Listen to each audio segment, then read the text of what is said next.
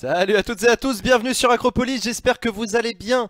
On est le 28 mars 2018, il est très exactement 14h30 et on va commenter ensemble la séance de questions d'actualité au gouvernement à l'Assemblée nationale qui va commencer dans une petite demi-heure. Voilà, c'est ça le programme aujourd'hui, j'espère que vous allez bien. Allez Jean, réveille-toi, on reprend du café. J'ai du café dans cette formidable tasse Acropolis. D'ailleurs, Voilà. tu as déjà repris du café à peu près 8 fois. À peu près 1000 fois. Alors ça c'est un ancien modèle de tasse Acropolis, vous voyez, c'est un modèle que j'avais fait avant de le mettre sur la Expérimental. boutique Acropolis pour tester la hauteur du logo. Et effectivement je l'avais mis trop haut, je trouvais ça moche, et donc du coup dans les modèles suivants, les modèles qui sont en vente aujourd'hui sur la boutique d'Acropolis, le logo est plus au milieu. Comme Voilà, ceci. comme la tasse qu'a Sylvain ici en régie, mais on voit Et que vous absolument ne rien. voyez pas, voilà. C'est ça. Voilà. Donc voilà, donc il y a du café là-dedans, formidable, et tant mieux. Et tant mieux, c'est important. Bonjour à toutes et à tous, j'espère que vous allez bien. Placement de produit, évidemment placement de produit. Cette chaîne est sponsorisée par Acropolis, notre partenaire, qu'on remercie encore une fois. Merci. Salut à tous en tout cas, bonjour Fanny, salut Roosevelt, salut Loustic, salut Nathanaël, salut Ivichou, salut Zengdar, salut Dondurgan, salut Tube42, salut Seigneur, salut l'Auvergnat, salut J-Marc, salut Pouzou, salut Sweet Nightmare, pardon, salut Perceval, salut le Gogak, salut Jarrier, salut Xan, salut Mage Rouge, bonjour à toutes et à tous. J'espère que vous allez bien, installez-vous confortablement, prenez du café, prenez tout ça, tout ça, tout ça. Voilà, elle est où la bouteille d'Ice Tea? Je viens de faire la réflexion à Sylvain que je n'avais pas ma bouteille d'Ice Tea. Je l'ai oublié au bureau là-haut. On se disait qu'on avait la super pêche et du coup il a pensé à son ice tea qu'il avait oublié. Mon Ice Tea pêche, voilà. On se disait qu'on avait la super pêche. On se le disait un peu ironiquement, parce qu'il se trouve que Sylvain et moi nous sommes réveillés ce matin entre 5h et 6h du matin. Voire même un petit peu avant pour certains. Tu t'es levé à quelle heure toi? 4h30. 4h30. Je crois que je dormais même pas à 4h30. Euh... Ouais. Non, en fait, on s'est levé très tôt ce matin avec Sylvain parce qu'on avait un événement. Qui s'appelle le Sense Morning qui avait lieu à Make Sense à Paris, qui est donc l'incubateur, vous savez, l'accélérateur de start-up dont on fait partie. Voilà, on fait partie de la nouvelle promotion de l'accélérateur de Make Sense, et c'était ce matin le Sense Morning qui était le Sense Morning de présentation de la promotion de l'incubateur et de l'accélérateur. Et donc voilà, ils organisent ça à 7h30 du matin. En chaussettes, il fallait retirer ses chaussures, c'était un peu absurde mais c'est comme ça. Voilà. Donc à 7h30 du match, je me suis retrouvé sur scène, pas caféiné, à devoir pitcher Acropolis. Et tu l'as très bien fait. Je te remercie Sylvain, merci beaucoup, merci. Mais putain, tout ça pour dire que ça pique. C'est pas trop les horaires auxquels on est habitué chez Acropolis. Pas tellement. Bah pas dans ce sens-là en tout cas. Du coup, on est un peu décalqué du cul là avec Sylvain. On vous cache pas que la fatigue commence un peu à être marquée. Pas du tout. Il faut remarquer que comme d'hab, Acropolis m'a pas dit bonjour, quelle indignité. Bonjour Tché, pourquoi je t'ai pas dit bonjour? C'est vrai qu'à chaque fois ça te tombe dessus, je sais pas pourquoi. Parce qu'il écrit trop tôt ou trop tard. Ouais, faut être là au bon moment. Y avait quoi à part la free food et les goodies? Mais y a rien. Il n'y avait même pas de goodies. Il y avait d'ailleurs. même pas de goodies. Il y avait juste du café. Et encore, j'en ai pas pris là-bas. Si. Je te l'ai servi. Ah si, c'est vrai, tu m'as apporté un café. Merci Sylvain.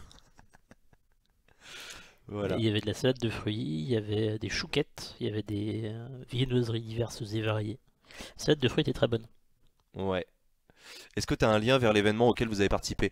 Si tu vas sur la page Facebook de Make Sense, tu verras une rediffusion d'un live Facebook qui a été fait à la ZUB pendant l'événement. Voilà, si tu veux, voilà, tu verras, il y a on était quoi? On était une quinzaine de startups à expliquer ce qu'on fait Ouais, à peine. à peine, ouais, en 2 minutes. Voilà, c'est un événement très simple de présentation de qui on est, ce qu'on fait et tout, à la communauté Make Sense. Voilà, donc ça c'était pour ce matin. Après on a bossé, tout ça. Enfin moi j'ai dormi, j'ai fini ma nuit. Sylvain il a travaillé. On a déménagé le bureau, enfin on a réaménagé le bureau. Et voilà, et là on est là avec vous en direct pour cette séance de questions d'actualité au gouvernement. Et moi ensuite je devrais filer, donc je pourrais pas rester très longtemps après la séance parce que je dois filer à Sciences Po Paris où je vais intervenir devant des étudiants en sciences politiques Pour leur dire tout le mal que tu penses de Sciences Po. pour leur dire tout le bien que je pense de Sciences Po et pour leur parler d'Acropolis, de ce qu'on fait, tout ça. Voilà, donc je devrais partir pour aller voir des têtes bien faites. Ils sont sympas chez Make Sense, ils sont très sympas chez Make Sense. Euh, Make Sense International où il y a une page FR. Il doit y avoir une page FR. Mais c'est sur la page Facebook, hein, le Facebook Live. Oui, sur la page Facebook, hein. La voilà, la Startup Nation, droite dans ses chaussettes. C'est exactement ça. Ah là là, tous ces jeunes du digital. C'est makesense.org pour être précis. Makesense.org. Bref, voilà, donc ça c'est le problème de notre journée avec Sylvain et on est fatigué. Mais non, c'est dans la tête. Non, c'est dans la tête, tout ça c'est dans On la compte tête. sur votre énergie. Voilà, à c'est nous donner aujourd'hui du c'est temps. vous le chat qui allez mettre de l'énergie dans cette émission. Émission donc un peu particulière puisqu'il est donc 14h30, on est le 28 mars comme je le disais tout à l'heure, et c'est une journée qui est quand même très très très marquée par le deuil national, l'hommage national qui a été rendu ce matin à l'hôtel des Invalides à Paris par le président de la République Emmanuel Macron et tout un parterre de hauts dignitaires et de représentants des différentes institutions. Hommage donc au colonel Beltrame de la gendarmerie qui a donc perdu la vie dans l'attentat de vendredi dernier à Trèbes et à Carcassonne. Hommage national donc qui a été rendu par le chef de l'État. L'hôtel des Invalides, il y en a peut-être qui connaissent pas. L'hôtel des Invalides, c'est à Paris. C'est un très très beau bâtiment d'un point de vue architectural. C'est un chef-d'œuvre de l'art français, mais à la limite on s'en fout. C'est un bâtiment qui a été créé par Louis XIV à l'époque pour justement accueillir les invalides de guerre, pour soigner et prendre soin des invalides, et qui plus tard est devenu un musée militaire et qui est devenu surtout une nécropole militaire.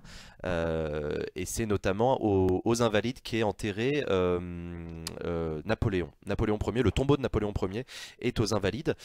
Tout ça pour dire que ce bâtiment est un lieu hautement symbolique parmi les bâtiments parisiens de la République. C'est un lieu hautement symbolique de l'armée. Voilà, de l'armée française, et donc les hommages militaires notamment sont rendus aux invalides, que ce soit des hommages militaires, mais il y a aussi des hommages civils, hein, je pense notamment aux victimes des attentats. Voilà, donc c'est à l'hôtel des Invalides, dans cette fameuse cour carrée, que l'on voit le président de la République rendre hommage devant le tombeau, enfin devant le cercueil des victimes d'attentats. Et là, en l'occurrence, donc ce matin, le président de la République, Emmanuel Macron, a rendu l'hommage de la nation au lieutenant-colonel Beltrame. Il l'a élevé à titre posthume au grade de colonel de la gendarmerie nationale, et il a également nommé chevalier de la Légion d'honneur. Donc voilà, c'était ce matin à Paris. C'était un moment assez chargé d'émotions comme vous l'imaginez. Donc il y avait ça. Et la deuxième chose, on est toujours dans cette journée d'hommage, c'est cet après-midi à partir de 18h30, place de la Nation à Paris. Il y a une marche blanche qui est organisée à l'appel d'énormément d'organisations diverses et variées à la mémoire de Mireille Knoll, cette octogénaire de confession juive qui a été assassinée ce week-end dans le 11e arrondissement de Paris. Un crime qui a été qualifié d'antisémite par les enquêteurs, enquêteurs qui ont placé 2 suspects sous les verrous. Voilà, donc c'est un peu une journée particulière, journée faite d'hommage. Journée qui n'empêche pas du coup le débat politique de se faire, puisque on a entendu notamment sur les ondes des prises de position politiques demandant un renforcement de la politique disons sécuritaire du gouvernement pour lutter contre le terrorisme. Ça a été notamment le cas de Laurent Wauquiez, le président des Républicains, qui a demandé la création d'un nouveau délit d'incitation à la haine de la République, je crois, si je ne dis pas de bêtises.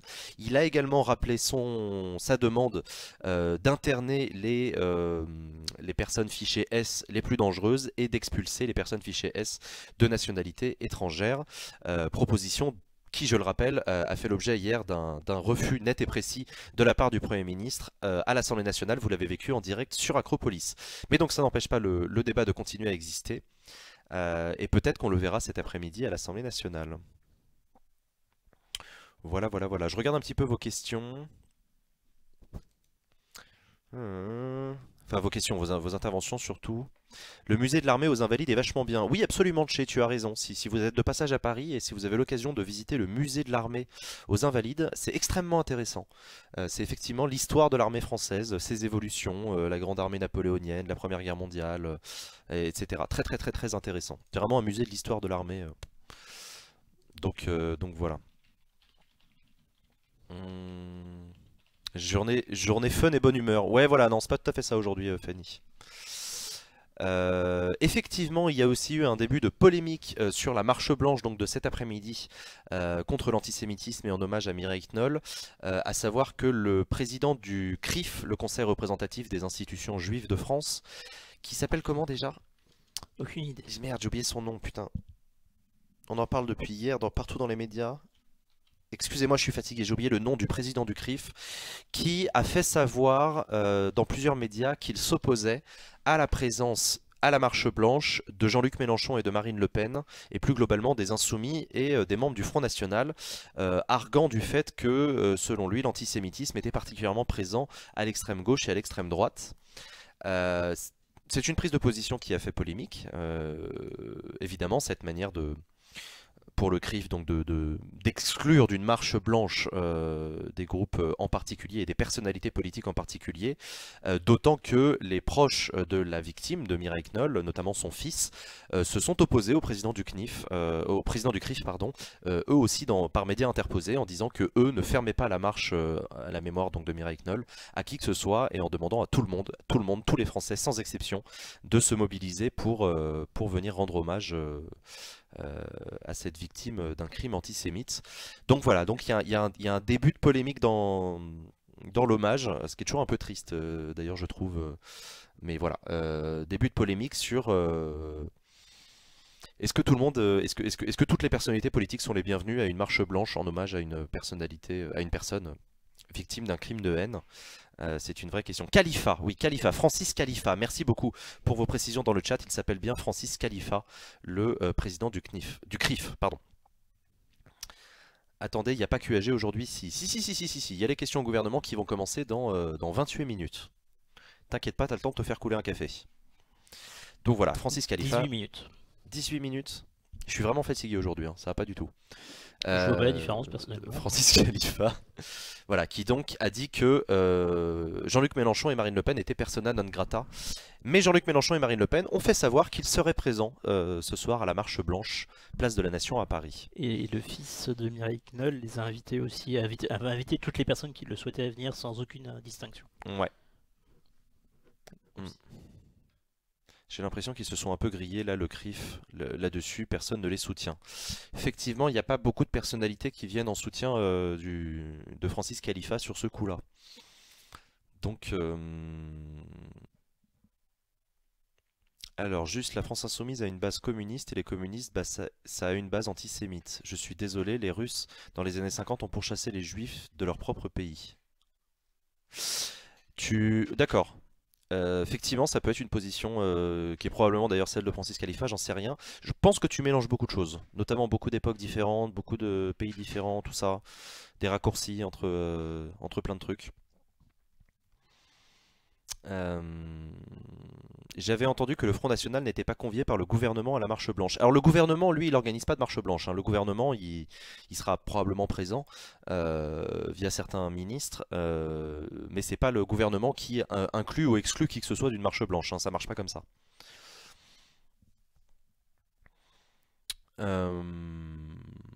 La FI a une base socialiste, pas d'amalgame. Non, c'est par rapport aux positions sur la Palestine. Oui, sans doute, sans doute. Non, mais c'est vrai que indépendamment de cette marche blanche d'aujourd'hui, il y a une fois de temps en temps, disons dans le débat national, des interpellations et des invectives, malheureusement la plupart du temps c'est des invectives, sur la question du positionnement de la France insoumise vis-à-vis d'Israël, de la politique de Netanyahou, des Juifs de France et d'Europe. Tout ça est très... comment dire? Tout ça est un débat qui est particulièrement miné, particulièrement malsain d'ailleurs. Et qui du coup parfois fait irruption comme ça à l'occasion d'une marche blanche, qui du coup à mon sens ne devrait pas faire l'objet de politiques aussi basses, mais c'est comme ça.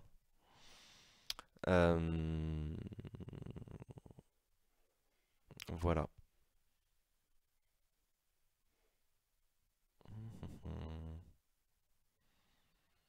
Historiquement, c'est plus compliqué. Staline a en effet tué beaucoup de juifs, mais les historiens estiment que c'était par nécessité. Je mets bien des guillemets, politique, il a fait. Non, mais on va pas. Enfin, comment dire? C'est pas en 2018 et à l'occasion de la marche blanche suite à un crime de haine qu'on va refaire le procès du stalinisme et de l'antisémitisme du bloc soviétique. C'est... Tu vois? Moi, je trouve que la marche blanche, c'est raciste. Bah voilà, comme quoi.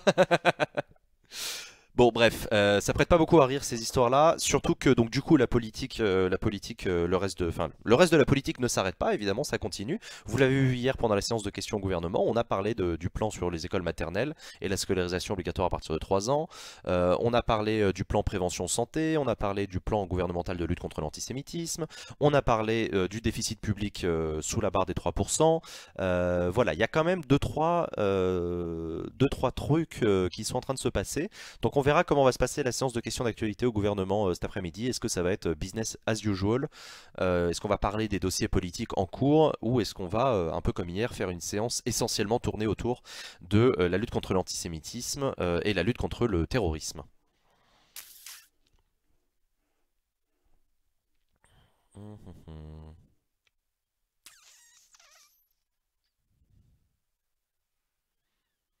C'est bien sympa, mais Staline, ça fait un moment qu'il est plus dans le coup. Ah là là. Donc voilà, écoutez, on verra bien qu'est-ce que nous ont préparé nos députés. D'ailleurs, c'est la question intéressante que je vous pose. Qu'est-ce que vous poseriez comme question aujourd'hui à l'Assemblée nationale si vous étiez député? C'est-à-dire que est-ce que vous reviendriez sur cet attentat de Trèbes et de Carcassonne pour reparler encore une fois de l'insécurité, de la lutte contre le terrorisme, contre la radicalisation, la question des fichiers S, la question du renseignement, est-ce qu'il y a eu des failles dans le dispositif de renseignement ou pas, etc. Est-ce que vous parleriez parleriez de ce sujet-là? Est-ce que vous parleriez de l'antisémitisme et de la lutte contre l'antisémitisme? Ou est-ce que vous parleriez des autres dossiers en cours? Parce qu'il y en a quand même un paquet des dossiers qui sont en train d'être discutés. Jean, j'ai une question. Comment on fait pour visiter le palais du Luxembourg? Il faut contacter un assistant parlementaire de sénateur. Alors non, si tu veux simplement visiter le palais du Luxembourg, tu peux te renseigner sur le site internet du Sénat, te renseigner sur les horaires d'ouverture, etc. Et tu verras, il y a des horaires de visite qui sont organisés. Si par contre tu veux assister à une séance de travail du Sénat dans le public, oui, il faut que tu te rapproches d'un sénateur. Le mieux c'est que tu regardes quel est ton sénateur à toi. Quel que soit son bord politique, hein, t'es pas du tout obligé d'être de son bord politique, tu lui envoies un mail en lui disant bah voilà, je suis un simple citoyen, ou alors on est un groupe de citoyens avec ma famille, mes amis et tout, et on voudrait on voudrait assister à une séance, et effectivement tu échangeras des mails avec son assistant parlementaire qui organisera ça. Sans oublier d'utiliser le mot de passe Acropolis pour avoir une réduction, Évidemment c'est une blague, c'est totalement gratuit. évidemment. La loi sur le secret des affaires va être votée aujourd'hui. Effectivement, l'Auvergnat, tu as raison, la loi sur le secret des affaires qui pose beaucoup de questions sur la protection du secret des sources notamment. Sur la liberté d'expression, etc. Donc effectivement, c'est le vote solennel cet après-midi, sachant qu'hier, il y a eu le vote solennel sur la loi de programmation militaire. Donc mine de rien, le travail parlementaire continue, et donc il y a quand même deux trois dossiers sur la table assez intéressants. Donc tu as raison, l'Auvergnat, il y a la loi sur le secret des affaires. Franchement, je pense qu'il est indispensable que la question de Facebook et les récents scandales arrivent sur la place publique en France.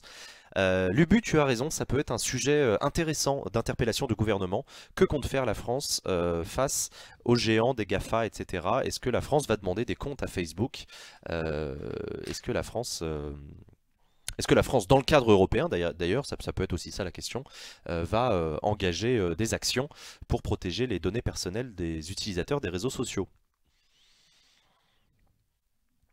Je pense que je poserai la question de la position du gouvernement sur les manifs étudiantes par rapport à la loi Vidal. Ouais, effectivement, un mouvement étudiant qui est en train de prendre de l'ampleur. On a évidemment tous en tête ce qu'il s'est passé à la fac de Montpellier. Frédérique Vidal, d'ailleurs, la ministre de l'Enseignement supérieur et de la Recherche, a déjà été interpellée à ce sujet-là dans l'hémicycle. Hier. C'était hier d'ailleurs, ouais. Mais ça n'empêche pas que plus globalement, il y a une question sur les mobilisations étudiantes dans les facs contre notamment la loi sur l'orientation. Bah voilà, l'Auvergnat, tu as une autre manière de poser la question, c'est quand est-ce que le GUD sera dissous. Le GUD, c'est le fameux groupe ou groupement, je ne sais plus, Union Défense, GUD, qui est historiquement un groupe d'activistes de droite et d'extrême droite qui traditionnellement fait le coup de poing dans les facs et s'en prend aux militants de gauche et d'extrême gauche. Et qui là d'ailleurs est particulièrement sous le coup des projecteurs suite à ce qui s'est passé à la fac de Montpellier. Facebook va être poursuivi par l'Europe, pourquoi la France fait rien? Bah, la France fait partie de l'Europe, donc techniquement la France fait quelque chose. Puis peut-être que ça relève plus des compétences de l'Union Européenne. de la Cour de justice de l'Union européenne, voire de la Cour européenne de sauvegarde des droits de l'homme, hein. Ça peut être là, ça peut être ça. Question à Frédéric Vidal. Quelles sanctions vont être prises contre l'administration de la fac de Montpellier face à sa passivité lors de l'attaque de la Ligue du Sud contre les occupants? En l'occurrence, Frédéric Vidal, hier, elle a répondu que le doyen de l'université avait été viré. Enfin, il n'avait pas été viré, il avait démissionné, qu'une enquête administrative était en cours, et que le président de l'université de Montpellier avait diligenté une enquête et tout. Donc pour l'instant, elle répondra pas grand-chose de plus qu'hier, quoi. Je parlerai de la disparition des oiseaux dans les campagnes françaises et du lien direct avec les usages trop importants de pesticides. Ah, une question intéressante. Effectivement. Est-ce qu'il n'y a pas en ce moment des états généraux de l'alimentation ou des états généraux de l'agriculture? Non, non, il n'y a pas des états généraux, C'était c'est déjà fini. passé ça. On est en cours de discussion du projet de loi, je crois, sur l'agriculture. Donc ça peut être C'est possible. l'occasion de déposer des amendements. Moi, j'aurais une question à Nicolas Hulot. Un rapport de l'IPBES pour l'ONU du 26 mars alerte de la dégradation des sols croissante dans le monde. Quelles mesures pour lutter contre cette dégradation des sols qui existe aussi en France et a des conséquences majeures sur les eaux, la biodiversité, les cultures, etc. Ok, très bonne question au gouvernement. Effectivement, c'est la sortie d'un rapport au sein des Nations Unies et le bon moment pour poser une question au gouvernement. Une question sur Mayotte avec la nomination aujourd'hui d'un nouveau préfet et délégué gouvernemental. Oui, docteur Aqua, tu as raison.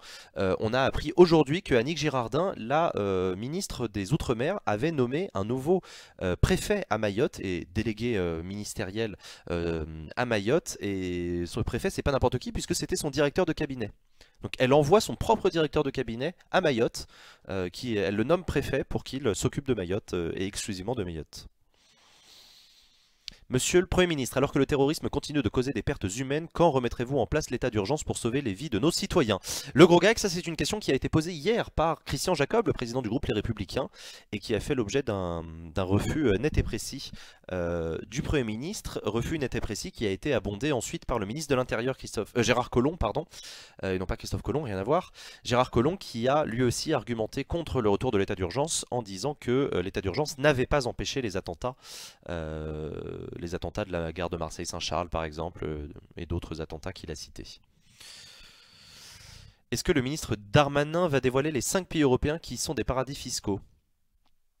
Je ne sais pas, c'est une bonne question, mais ça peut faire l'objet d'une question au gouvernement. Il y a le démission du maire de Sevran par rapport au délaissement de la banlieue, ça risque de susciter une question. Effectivement, le maire de Sevran, alors j'ai oublié son nom. Hop. Effectivement, il s'appelle Stéphane Gatignon. Stéphane Gatignon a annoncé, donc c'est le maire de la ville de Sevran, en Île-de-France, a annoncé sa démission en tant que maire, démission pour protester contre le manque de moyens mis en place par l'État dans les banlieues. Il y a une annonce de Nicolas Hulot suite à l'introduction de 2 ours. Effectivement, Nicolas Hulot a annoncé que 2 ours allaient être réintroduits dans les Pyrénées, ce qui provoque une réaction de la part d'un certain nombre d'éleveurs des Pyrénées. Le débat sur les ours dans les Pyrénées est toujours assez vif, et donc peut-être qu'on aura une question effectivement, pourquoi pas d'un député des Pyrénées, sur cette réintroduction de 2 ours. Il y a aussi tout le drama autour de Linky, je ne sais pas si ça mérite une QAG. Effectivement, Linky, le nouveau compteur d'électricité intelligent, qui fait l'objet d'une contestation de plus en plus vive dans beaucoup de territoires, mais qui d'ailleurs fait aussi l'objet depuis peu, je crois qu'il y a eu, c'est la CNIL qui a alerté, je crois, sur Linky. Il y a une plainte déposée Ouais, c'est ça. contre Direct Energy. Non, c'est pas une plainte, c'est la CNIL qui fait une mise en demeure pour Direct Energy. Mais c'est la CNIL qui fait ça, c'est pas rien, c'est pas une association machin. La CNIL, c'est la Commission Nationale Informatique et Liberté. C'est quand même l'institution chargée de protéger les données, les libertés informatiques, etc. Donc c'est pas rien. Effectivement, la pression monte sur Direct Energy et sur l'installation du compteur Linky.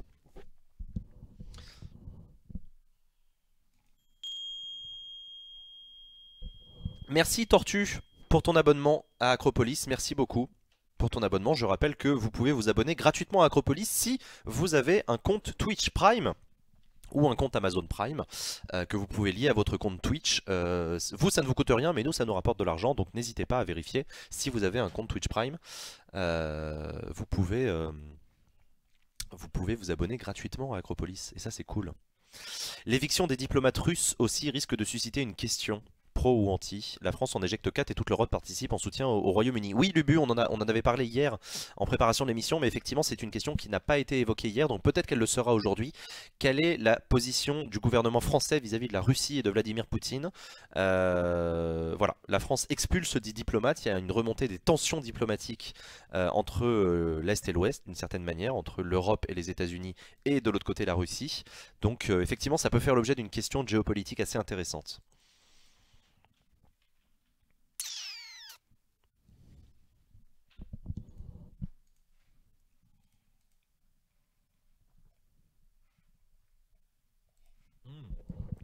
Effectivement, tu as raison, une question à Jacques Mézard sur le plan, sur la revitalisation de 220 centres-villes. Jacques Mézard qui est le ministre qui s'occupe de l'urbanisme en gros. Non, c'est comment ça s'appelle? La cohésion des Cohésion des territoires. territoires, c'est ça. Jacques Mézard a annoncé un plan de revitalisation de centres-villes dans des petites villes ou plutôt dans des villes moyennes. Les centres-villes, vous savez, font l'objet d'une attention particulière puisque la revitalisation des centres-villes, bah, c'est la question du maintien des commerces, du maintien des services publics et du maintien d'une vie dans les centres-villes. Voilà, donc il y a un plan qui a été annoncé de la revitalisation de 220 centres-villes partout sur le territoire. Et donc ce serait bien effectivement que Jacques Mézard nous en dise un peu plus aujourd'hui, ouais, sur ce qu'il contient, sur ce qu'il y a dans son plan, comment il le finance, etc. Pourquoi porter plainte contre Direct Energy vu que la gestion de Linky est à la charge d'Enedis? Il n'y a pas de dépôt de plainte, Lord Marcel, Mise en demeure. il y a une mise en demeure de la CNIL. Une mise en demeure, ça veut dire que la CNIL ordonne, entre guillemets, met en demeure l'opérateur Direct Energy d'être plus précis, je crois, dans les données qui sont collectées, etc. C'est quoi cette histoire de problème avec le village olympique pour 2024? Ah, je suis pas au courant, Nathanaël. Tu me poses une colle. Ma ville en bénéficiera. Ah, ta ville bénéficiera du plan de revitalisation. Bah, ça m'intéresserait que tu nous dises un peu ce qui va changer dans ta ville dans les mois et les années qui viennent. Une question sur l'évacuation de la ZAD de Notre-Dame-des-Landes. La trêve hivernale est terminée et 70 zadistes sont toujours sur les lieux. Effectivement, ça peut être l'occasion de poser une question sur l'évacuation de la ZAD de Notre-Dame-des-Landes. Après, je pense que la fin de la trêve hivernale, ça pose plus de questions sur les mal logés plutôt que sur les zadistes, mais t'as raison, ça peut faire l'objet de questions. J'ai vu ce matin qu'il y avait des propositions du gouvernement pour lutter contre la fraude fiscale. Ouais, là aussi, ce serait bien qu'on entende Gérald Darmanin et ou Bruno Le Maire nous en dire un peu plus sur la lutte contre la fraude fiscale. Bah, vous voyez, comme quoi, il y en a quand même pas mal hein, dans l'actualité des sujets qu'on pourrait voir ressortir à l'occasion de cette séance de questions d'actualité au gouvernement qui devrait commencer bientôt. Pourquoi Macron n'a rien dit sur la réunion entre les USA, la Corée du Nord et les Chinois? Il n'y a pas eu de réunion entre les USA, la Corée du Nord et les Chinois. Il y a eu une rencontre Il y a un entre déplacement. un déplacement de Kim Jong-un en Chine. C'est la première fois que Kim Jong-un se rend à l'étranger depuis son arrivée au pouvoir il y a 11 ans. Il y a effectivement Donald Trump qui a fait savoir qu'il était favorable à une rencontre avec Kim Jong-un, Ça aura lieu normalement fin mai. qui devrait avoir lieu fin mai. Je vois pas pourquoi Macron dirait quoi que ce soit. Tu sais, en diplomatie, enfin je sais pas, il n'y a pas de... Qu'est-ce que la France peut bien avoir à dire si ce n'est bah la France est vigilante, la France appelle Elle est au- contente au- de l'apaisement la France des est contente de relations. l'apaisement des relations, appelle au dialogue entre la Corée du Nord et la Corée du Sud. Tu vois, il n'y a pas de voilà.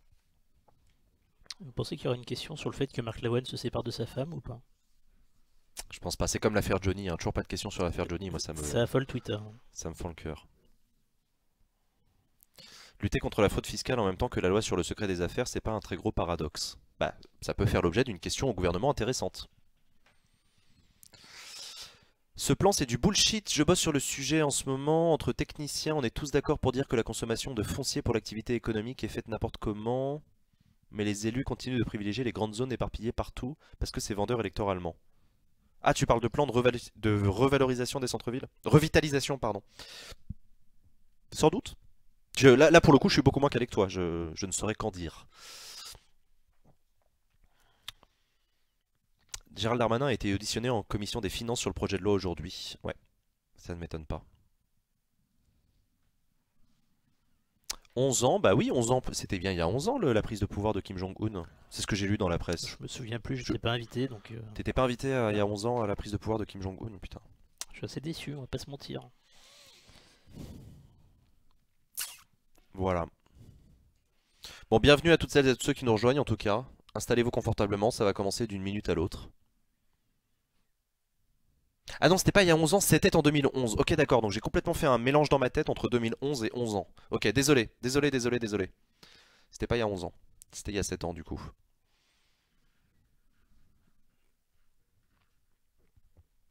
Excusez-moi, j'ai ressorti mécaniquement, c'était le 11 qui m'était resté en tête, donc c'est bien 2011 et non pas 11 ans. Merci, merci, merci à vous.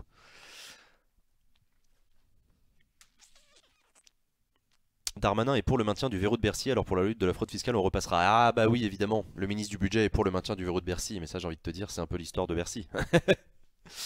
Ouais. Non, mais que le ministre du budget soit pour le maintien du verrou de Bercy, ça me paraît pas, enfin ça me paraît pas étonnant. Par contre, c'est les députés. C'est les députés qui ont le pouvoir de faire sauter le verrou de Bercy. Est-ce que les députés vont suivre Darmanin là-dedans ou est-ce qu'ils vont faire sauter le verrou de Bercy? Le verrou de Bercy, je le rappelle, c'est comment dire, c'est le verrouillage par l'administration fiscale de la possibilité de poursuivre en justice les fraudeurs fiscaux. Et la régie a le pouvoir de lancer le générique. Chers amis, on va se retrouver tout de suite après un générique en direct du Palais Bourbon. À tout de suite.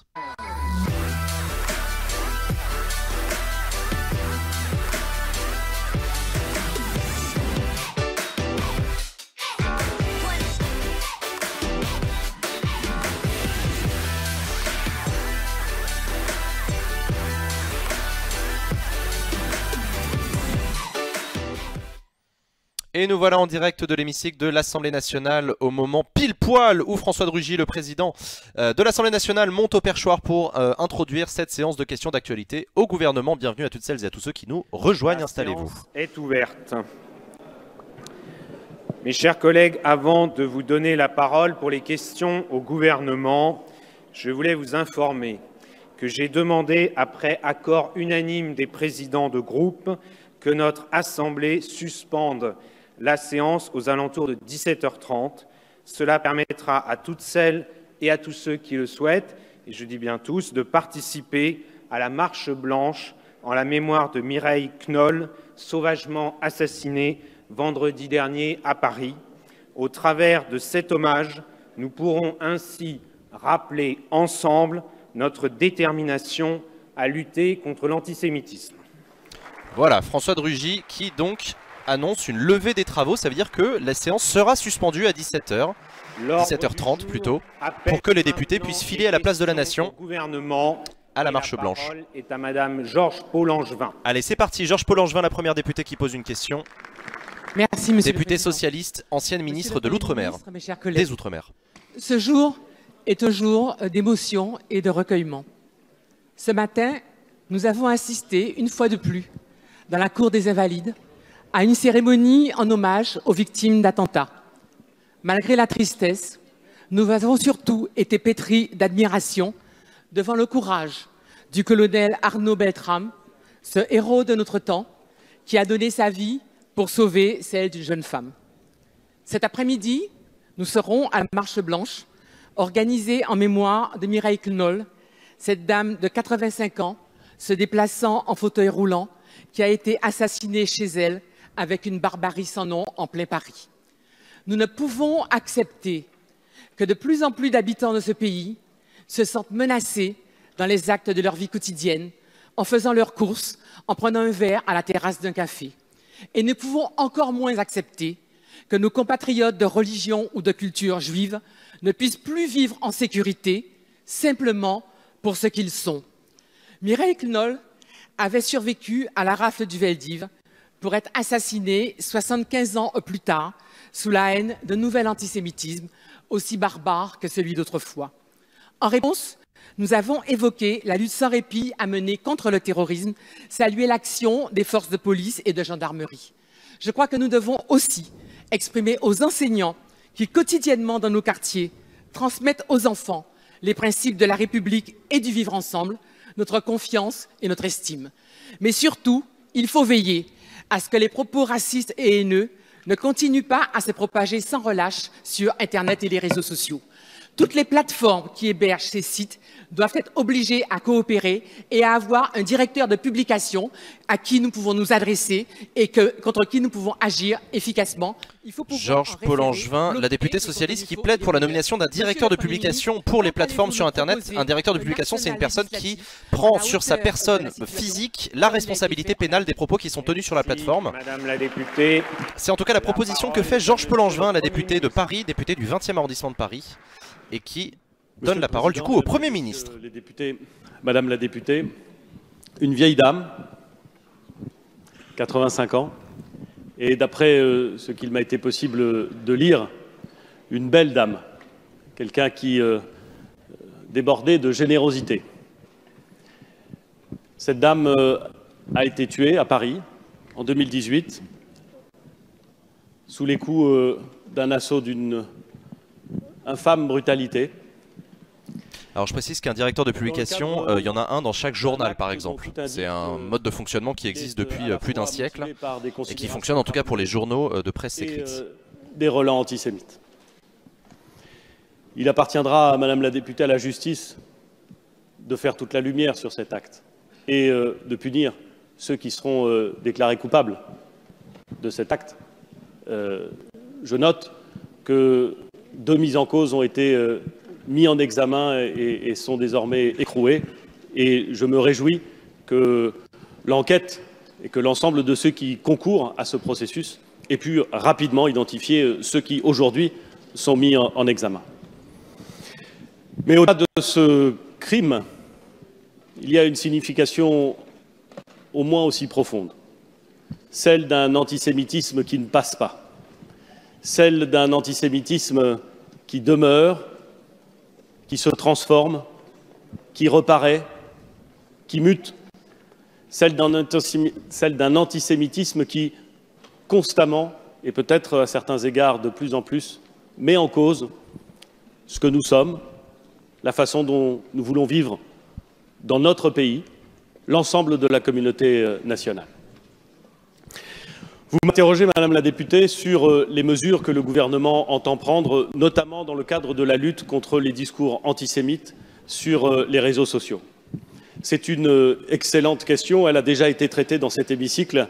J'ai eu l'occasion de l'évoquer à Paris lors de la présentation du plan national de lutte contre le racisme et l'antisémitisme le 19 mars dernier. Voilà, c'était il y a 15 jours seulement. En indiquant que notre capacité à promouvoir une nouvelle forme de responsabilité des réseaux sociaux sur les propos qui sont diffusés grâce à eux était urgente. Nous devons bouger. Aujourd'hui, il y a le statut des éditeurs et le statut des hébergeurs. Nous devons faire en sorte que la responsabilité des hébergeurs soit accrue.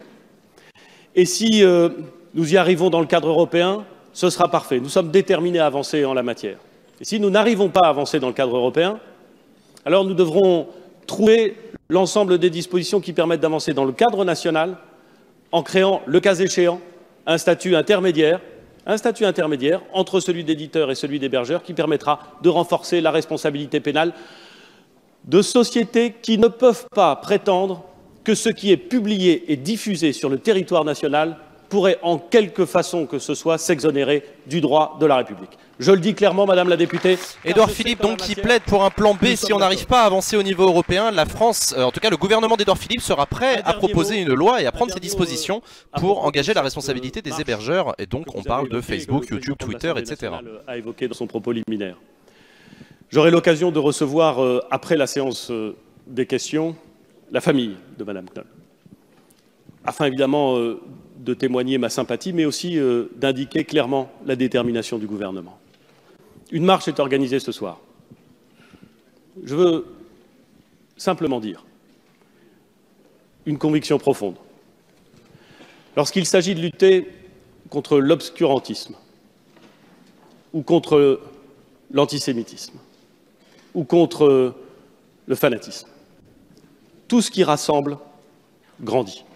Tout ce qui rassemble grandit.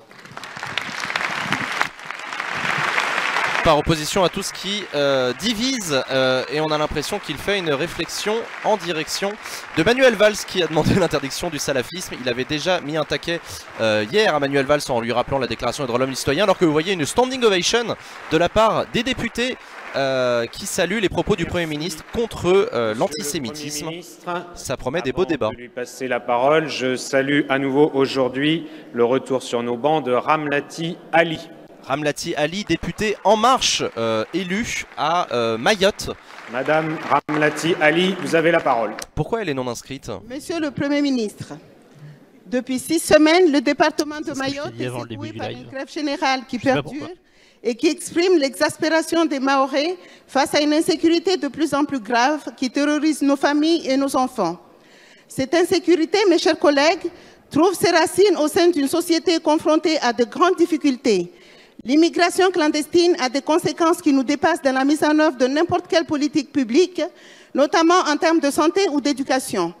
Malgré les annonces importantes et concrètes de la ministre des Outre-mer sur le renforcement des dispositifs de sécurité et l'amplification de la lutte contre l'immigration irrégulière, notre diplomatie a été mise à rude épreuve avec les positions irresponsables et provocatrices des dirigeants comoriens face à leur refus d'accueillir leurs ressortissants reconduits à la frontière depuis Mayotte.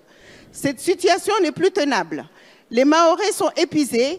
Ils savent que tant que cet imbroglio politique n'est pas réglé, tous nos efforts en termes de soutien au développement, à l'essor et à l'épanouissement du département de Mayotte resteront vains. Monsieur le Premier ministre, alors que les entreprises commencent à mettre les clés sous la porte, que les touristes redoutent de se rendre à Mayotte, que les médecins et autres compatriotes fonctionnaires expatriés songent à quitter le territoire, 2 questions me viennent à l'esprit. Quelles sont les actions entreprises auprès du gouvernement de l'Union des Comores afin de lever les restrictions imposées à la France pour l'éloignement des ressortissants de ce pays en situation irrégulière à Mayotte? Pouvez-vous détailler auprès de la représentation nationale la lettre de mission que Ramlati Ali qui prend la parole. Ramlati Ali, député de Mayotte. On va dire que le calendrier électoral est drôlement bien fait puisque la situation à Mayotte, comme vous le savez, est particulièrement tendue et c'est la tradition qu'une députée nouvellement élue ou réélue prenne la parole aux questions au gouvernement, et donc là c'était l'occasion d'attirer l'attention du gouvernement sur la situation à Mayotte. Et c'est à nouveau du coup Édouard Philippe qui va prendre la parole. Madame la députée, pour parler de Mayotte. Permettez-moi de saluer au nom du gouvernement votre réélection et de vous en féliciter chaleureusement. C'est un goût bizarre ces félicitations puisqu'elle a quand même été placée en garde à vue en février dernier pour complicité de fraude électorale. Mais bon, elle a quand même été réélue. Qui ont prévalu pendant la période électorale et au moment même du scrutin. Et permettez-moi, mes chers collègues, permettez-moi, mesdames et messieurs les députés. Édouard Philippe qui n'est plus député, il n'a plus le droit de dire mes chers collègues, maintenant il est membre du gouvernement. Pardon. L'exécutif, on dit pas mes chers collègues, on dit mesdames et messieurs les députés. Pardon. Permettez-moi, mesdames et messieurs les députés, Il de a l'air remercier d'être aussi fatigué que nous. Hein, c'est les fou. élus locaux du territoire du département de Mayotte qui, en dépit des difficultés, ont remarquablement rempli leur rôle et ont organisé dans des conditions qui n'étaient pas simples tous les jours, c'est vrai, mais dans de bonnes conditions, le scrutin. Je veux ici les remercier. Mayotte connaît depuis plusieurs semaines un mouvement social majeur et une mobilisation de citoyens qui réclament plus de sécurité, plus de développement, plus d'État. Avec Madame la ministre des Outre-mer, avec l'ensemble du gouvernement, nous sommes évidemment sensibles et attentifs au message d'impatience, de colère, d'inquiétude, de peur parfois, qui nous est adressé. Pour y répondre, des mesures d'urgence ont été décidées. L'envoi dans le département de forces de sécurité supplémentaires destinées, dans toute la mesure du possible, à ramener l'ordre et à faire en sorte que le signal soit indiqué que nous ne voulions pas laisser s'installer une situation ou laisser dégénérer une situation. Les forces de sécurité ont été envoyées et elles ont pu, par leur action, je les en félicite, ramener et redire les choses de la façon la plus concrète possible. Sécurisation des établissements et des transports scolaires, lutte contre l'insécurité, lutte aussi contre l'immigration illégale, dont vous savez parfaitement, Madame la députée, dont chacun sait ici, combien elle constitue un fléau pour Mayotte. 70 km séparent les îles comoriennes de Mayotte et le le différentiel de niveau de vie est tel entre le département et les Comores que la pression à l'immigration illégale est absolument considérable. Nous avons pris la décision, cela a été pris ce matin en Conseil des ministres, d'envoyer dans le département un nouveau préfet, délégué du gouvernement, qui devra mettre en œuvre la feuille de route que j'ai donnée, qui a été annoncée par Madame la ministre des Outre-mer, dont je veux saluer l'action ici. J'ai moi-même adressé à l'ensemble des élus mahorais un courrier leur indiquant la façon dont j'entendais travailler avec eux, en leur proposant, avec la nouvelle équipe que nous désignons, car il ne s'agit pas simplement d'un préfet, mais d'une équipe, de travailler sur les dossiers, sur les sujets, avec une méthode. Cette méthode, je l'ai proposée, et les premiers retours me laissent à penser que cette méthode a été acceptée par les élus. Elle est parfois remise en cause par un certain nombre d'acteurs, notamment d'acteurs du mouvement social, mais je crois qu'elle est acceptée par les élus. Dans le courant du mois d'avril, dans la 3e semaine du mois d'avril, je recevrai les élus mahorais, les élus politiques, pour nourrir ce dialogue et pour vérifier que nous sommes sur le bon chemin. Cela nous permettra, je le crois, dans la durée, Madame la députée, de faire en sorte que les engagements pris par l'État soient tenus et que l'avenir de ce département se construise dans de bonnes conditions. Merci beaucoup Charles Maurice pour ton renouvellement de sub. Désolé pour ce petit bug de diffusion, c'est en train de revenir, normalement tout se passe bien. Alors qu'Édouard Philippe est en train de préciser sa feuille de route pour l'île de Mayotte, il a plaidé pour sa méthode, notamment la nomination d'un nouveau préfet qui va devoir appliquer la feuille de route qui a été décidée.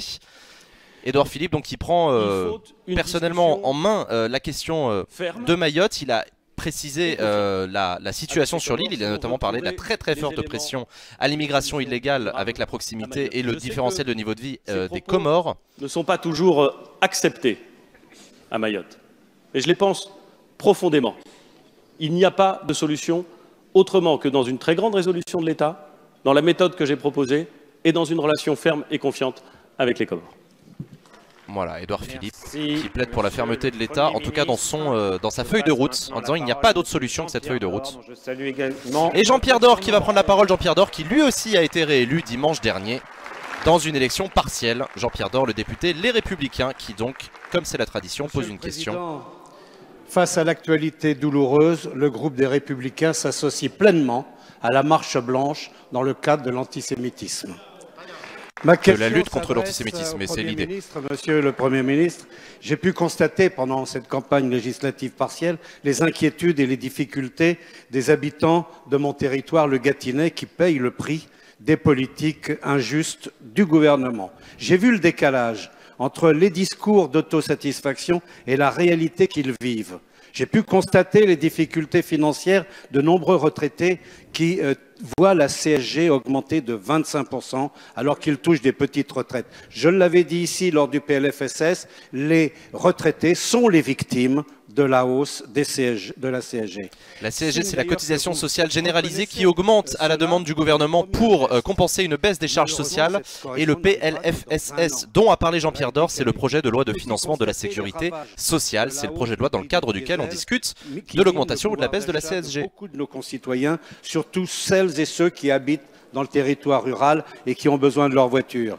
Enfin, j'ai pu constater l'angoisse des familles et des mères qui s'inquiètent légitimement de la fermeture de nombreuses classes rurales, en particulier dans le Loiret, 48 fermetures de classes pour seulement 18 ouvertures.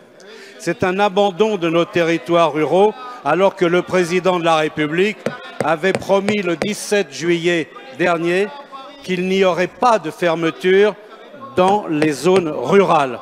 Monsieur le Premier ministre, simplement et amicalement, je vous demande d'entendre la voix de nombreux laissés pour compte de votre gouvernement, les retraités, les classes moyennes, les ruraux et tous les autres citoyens. Les retraités, les classes moyennes, les ruraux, c'est le triptyque que défend le groupe Les Républicains à l'Assemblée nationale par la voix de Jean-Pierre Door, qui lui aussi se plaint des fermetures de classes en zone rurale et de la hausse de la CSG qui frappe les retraités. Et c'est Benjamin Griveaux qui va prendre la parole pour défendre la ligne du gouvernement. Mesdames et messieurs le député, monsieur le député Dor, je tiens au nom du gouvernement à vous féliciter pour votre 4e réélection d'affilée. Jean-Pierre Dor qui, c'est vrai, est un député qui est là depuis un bout de temps. Il a été maire de Montargis aussi pendant très longtemps. Dans cet hémicycle, monsieur le député, pour un mois encore un spécimen unique, puisque vous cumulez les fonctions de député et de maire pendant encore un mois. Ah ouais, maire de Montargis. Il est encore maire de Montargis, mais comment ça se fait? Je croyais que c'était interdit. Ceux des propos d'une campagne électorale qui s'est terminée dimanche soir, et non pas les propos d'un parlementaire qui connaît bien ses bancs, qui est confronté à la réalité et qui est, je crois, dans un déni de réalité parce qu'il faut mettre en conformité et en cohérence vos propos tenus pendant une campagne électorale remportée brillamment et la réalité des votes qui ont été ceux du groupe auquel vous appartenez. Quand on nous explique que pour réparer les territoires et pour tenir compte des difficultés des territoires, et vous mentionnez le territoire du Gâtinais que vous connaissez bien et qu'il ne faut pas méconnaître, dont il ne faut pas méconnaître difficultés. Que n'avez-vous voté la suppression de la taxe d'habitation qui est l'impôt le plus injuste pour les territoires difficiles de la République? Que n'avez-vous voté les crédits nécessaires à la mise en place de la police de sécurité du quotidien dans des quartiers populaires?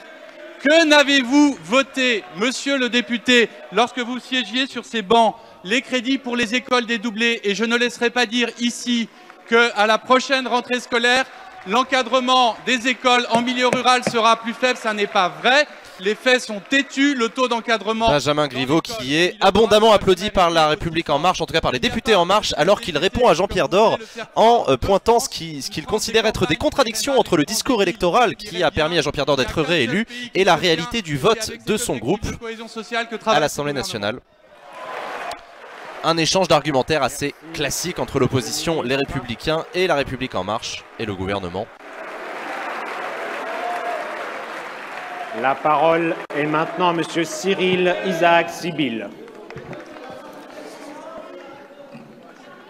Monsieur le Président, chers collègues, ma question s'adresse à Monsieur le Premier ministre.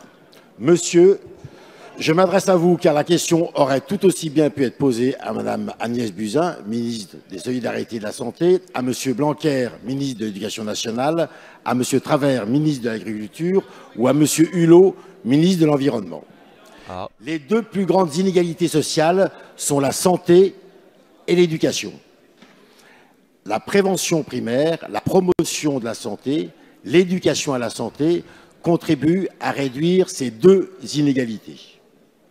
Monsieur le Premier ministre, une bonne prévention s'appuie sur une volonté politique, sur des priorités affichées et sur une solide déclinaison territoriale.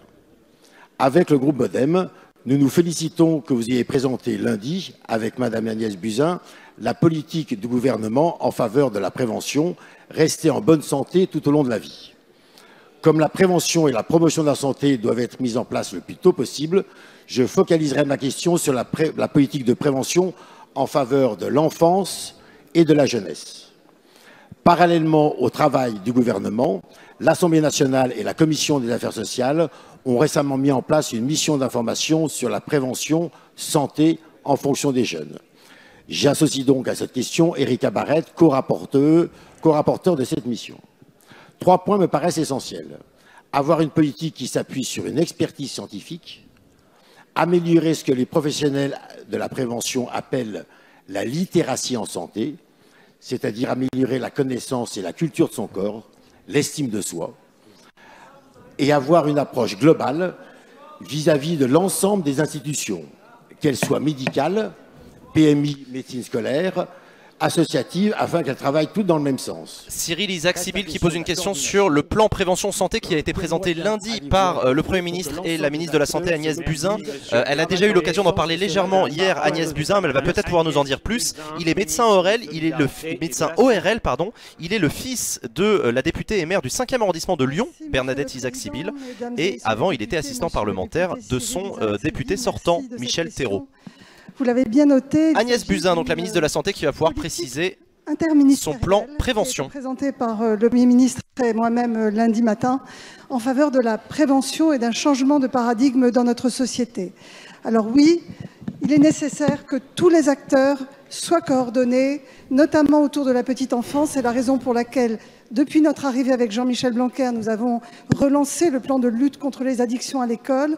Nous travaillons également avec les médecins de PMI, avec l'ensemble du tissu associatif. Et je voudrais lister devant vous... La PMI, c'est la protection maternelle infantile. L'enfance, puisque nous savons que les inégalités en santé se creusent avant l'âge de 6 ans, voire avant l'âge de 3 ans, et qu'il est impératif de naître et de grandir en bonne santé. Pour cela, nous allons proposer de répartir les 20 consultations de la petite enfance jusqu'à l'âge de 18 ans. Ces 20 consultations seront prises en charge à 100% par l'assurance maladie. Il y aura notamment une consultation obligatoire à l'âge de 6 ans avant l'entrée en CP, mais également pour les adolescents avec une évaluation des troubles auditifs qui sera faite chez nos adolescents. Nous allons déployer le Nutri-Score dans les cantines et dans tous les lieux de restauration collective pour une meilleure alimentation. Nous allons, je l'ai dit, lutter contre... Le Nutri-Score, c'est le score nutritionnel, c'est ça? C'est en fonction des plats et de la composition de ton repas, il y a un score... Ce qu'on appelle les consultations jeunes consommateurs. Elles seront renforcées sur les territoires, mais également renforcées hors les murs, avec un partenariat entre les collèges, les lycées et ces associations. Enfin, nous mettons en place une expérimentation pour un pass préservatif, de façon à accéder à des préservatifs gratuits pour nos jeunes, puisque nous savons que dans plusieurs régions de France, aujourd'hui, il y a un doublement des infections sexuellement transmissibles et une persistance de la contamination par le VIH qui reste stable. Agnès Buzyn, donc, qui a pu développer un certain nombre de dispositifs précis de la mise en place de ce plan de prévention, notamment des consultations gratuites remboursées par l'assurance maladie pour les enfants et les adolescents. François Pupponi. À l'heure où sur le terrorisme islamiste a de nouveau frappé, à une époque où l'on peut encore être assassiné en France parce que juif, l'enseignement de la tolérance et des valeurs républicaines est plus important que jamais. Or, notre système éducatif compte de plus en plus de pépinières de haine de l'autre et de la République, conséquence de l'utilisation de procédures très simples ou plutôt trop simples pour l'ouverture d'écoles privées hors contrat. Dans certains territoires, des écoles non déclarées s'ouvrent même parfois en toute impunité. Je sais l'attachement de nombre de mes collègues à la liberté de l'enseignement et je le partage. De nombreuses écoles ne posent aucun problème. Mais la triste réalité, c'est que de manière croissante, des réseaux salafistes, voire djihadistes, ouvrent des écoles privées hors contrat et y proposent des enseignements bien éloignés des valeurs républicaines, parfois dispensés par des individus potentiellement dangereux.